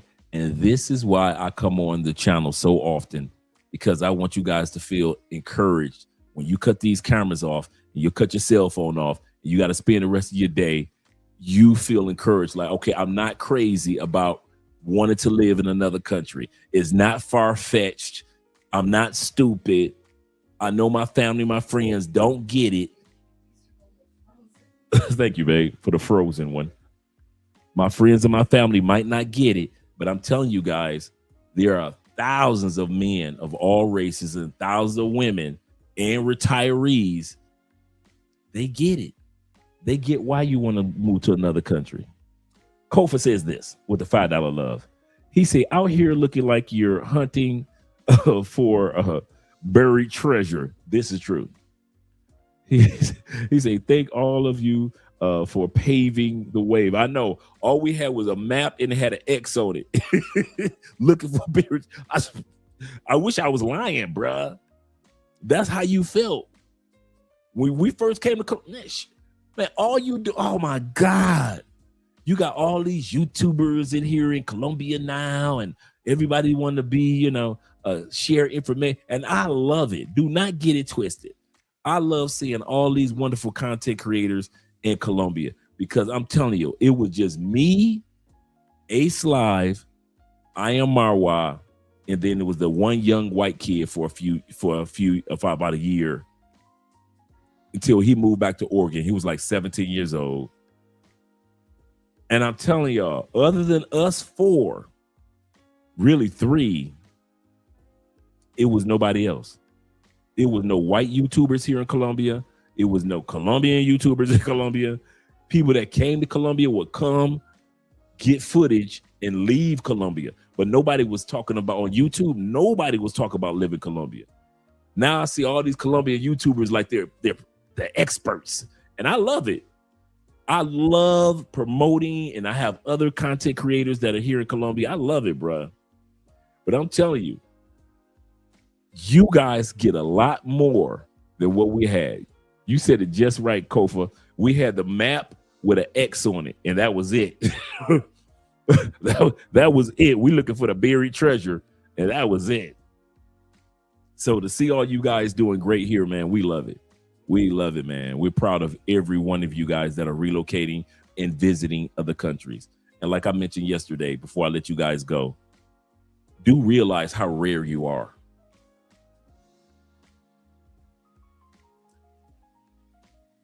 %, of the planet from the time, and I looked this up the other day, which blew me away.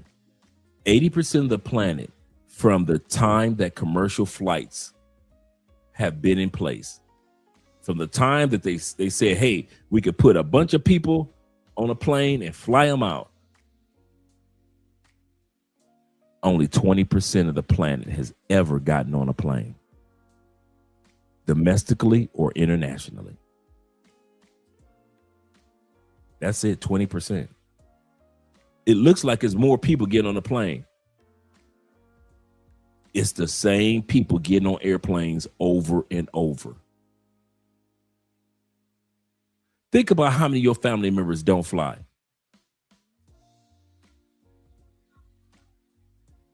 How many of your boys, your partners, really don't fly like that? Like you do. Think about how many ex-chicks that you smashed. They didn't have to fly in to get smashed. You gentlemen are rare. Do not take that for granted. Do not take the fact that you flew to Thailand for granted. The fact that you came to Colombia, you kind of like take it like, I flew to Colombia. No. You are one of the few that flew to South America. You can walk and knock on doors for 10 to 20 block radius around you in your neighborhood. Offer $100. And none of those people have been to South America. And you've been there 5 times, 10 times. And we take it for granted. But I'm telling you, man, you are rare in human history. Think about it. Before commercial airliners, nobody went. So all those billions of people who didn't even get a chance to go because the airplane, the airliners were not invented. All the Roman emperors that never got a chance to fly.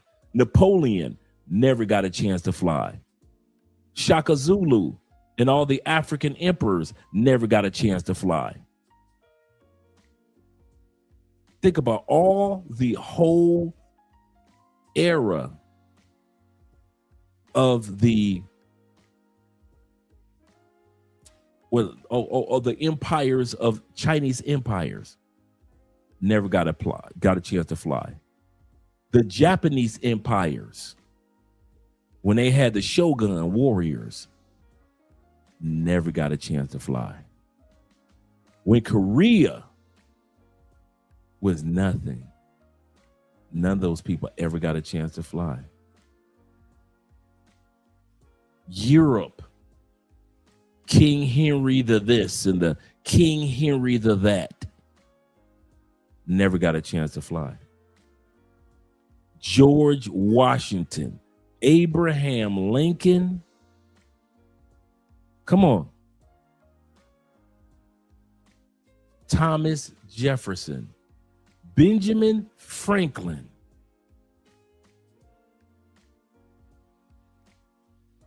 Christopher Columbus, that lame. All the Mayans, all the Incas never got a chance to fly. All the Greek philosophers, Roman philosophers, Aristotle, Plato, Homer, all the great artists and singers never got a chance to fly. And you are among the 20% of the planet that ever existed that actually get on planes and you fly. Don't take it for granted, brothers. Do not take it for granted.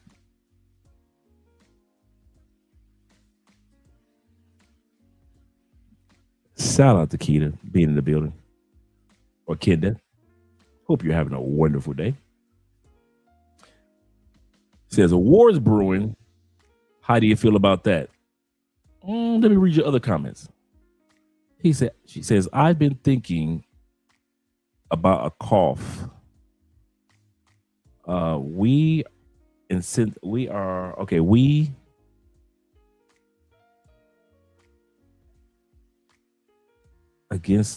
the race, we all get a little cough,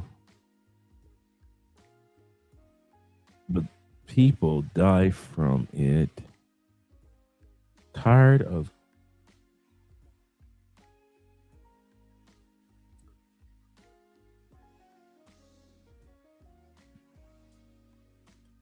I can't feel at home in this world anymore. Traditional Murphy Cap. Kenda, we are lost with you. We trying to be on your side, but we are lost.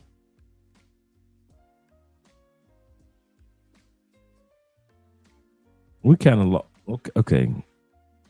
We kind of lost where you're going with that. And I'm trying to look at respectfully look at your avatar photo. I'm trying to see if you're just a dude with long hair or a lady with long hair. Fine enough by me. I'll drag you through. If you know what, here's what we're gonna do.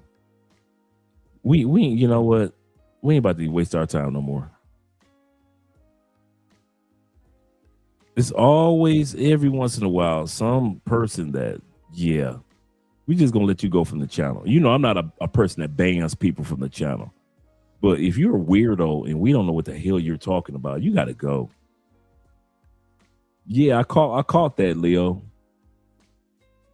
That's why I just banned them from the channel. Like, I'm not about to waste my time putting you a timeout on that weirdness, man. Meanwhile, all the con artists on the plantation telling you to stay on the plantation. Yeah. I know, weird. Right. I'm thinking like, wait a minute. For a second, I thought it was a chick. Then I was like, wait a minute. Is that Kenny G? Is that Kenny G? I'm waiting for him to start playing.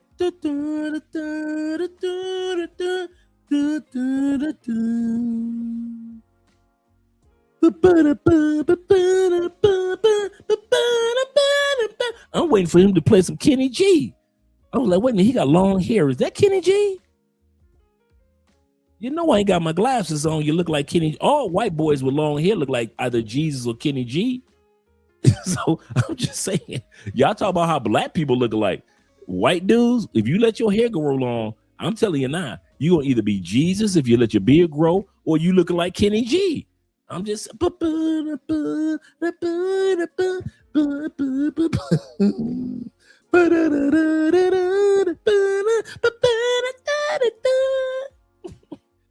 I'm just saying, you coming on here looking like Kenny G. I don't know the difference. He say swing miss 02. I know, right? He say dude trying to deaf poetry. I don't know what he did. And I like some good poetry, but goodness gracious. Yes, sir. He say, I swear there's always a strange individual popping up. You ain't lying, bro. You are not lying, Dave. Oh my goodness. Yeah, dude, kind of, I don't know where he was going with that one, man. I didn't know where he was going with that one, but let me let you gentlemen enjoy the rest of your evening. I'm about to enjoy some time with Mrs. Pence, and I got one more ice cold one to enjoy. Let's do some outro videos, and I'll see you guys. I will see you guys. Tomorrow night, we'll be talking about the Petronio Alvarez Festival.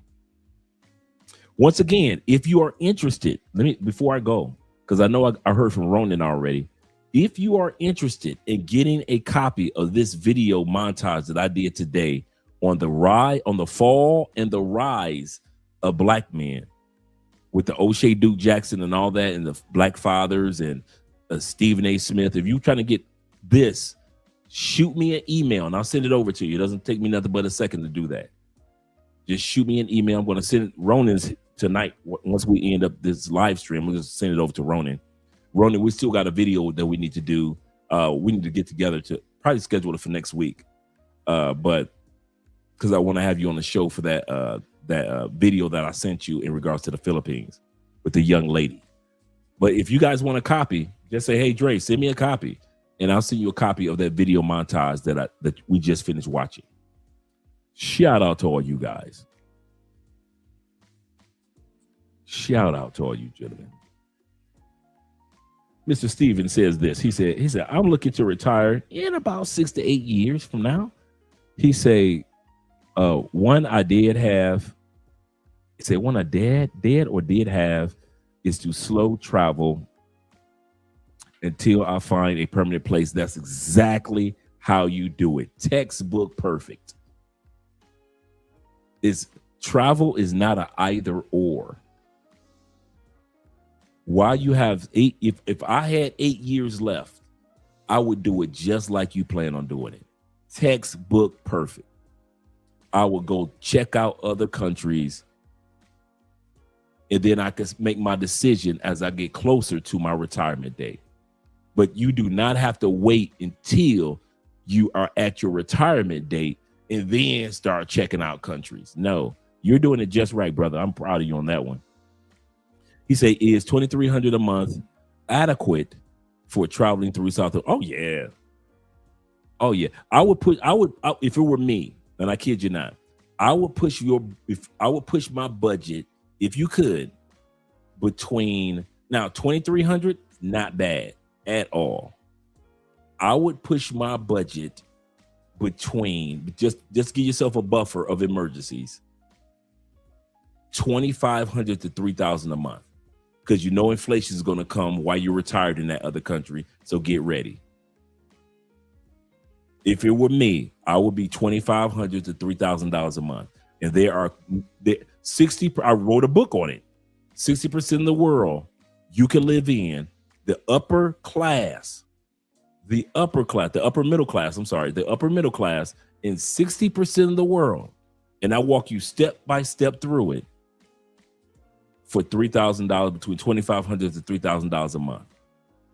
A lot of people don't know that stat. When I found out that stat, I kind of like held on to it and didn't know what I was going to do with it. And then I said, you know what? I could write a book on it. And so that's what I did. And so I broke down all the countries in which you can live very well between $2,500 to $3,000 a month. Now, this is not your entertainment money. This is not your pay for play money. This is your bread and butter money and your medical expenses money, your life insurance policy money, all of this is involved. I kid you not. All of me and Andrea bills, including our life insurance policy, our utilities, 3-bedroom, 2-bathroom, making sure the car is gas and all that. Any maintenance that we need, which we have very little maintenance on the car. We just do it for upkeep. I would easily say we're at 27 to 3,000 a month. And that's living in the upper class area of Cali. Like 27. Well, we're talking about two people. Think about it. Two people living very comfortably. $2,700 a month. No stressors. $3,000 max, at the max. And that includes our medical insurance, life insurance policies. Buying fresh fish from the fish market, all that stuff, right? Utilities, that includes all that. Yeah, hit me up, man. I got your back. Step by step. I'll walk you step by step through it. Like I said, the YouTube channel Retire Mental is going to be dedicated to individuals such as yourself to walk you step by step through relocating, the retirement process, the political ramifications of what's going on in politics in the states that's going to impact those that retired. So we're gonna be talking about all that on that channel. I'm excited for that one. I like talking about politics. All right, gentlemen, let's get ready to go up out of here. Let's get some outro videos popping off. Let's see what we got. See which one we haven't watched in a while. Let's go here. Let's start here.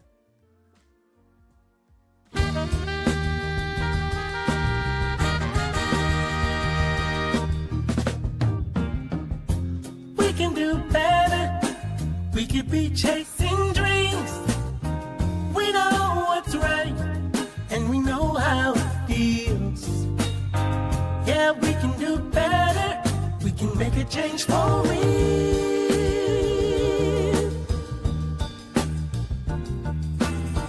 Yeah, we can do a lot better. We can be facing fears. We know what's up, and we know how to get there. Yeah, we can be stars. We can be the best.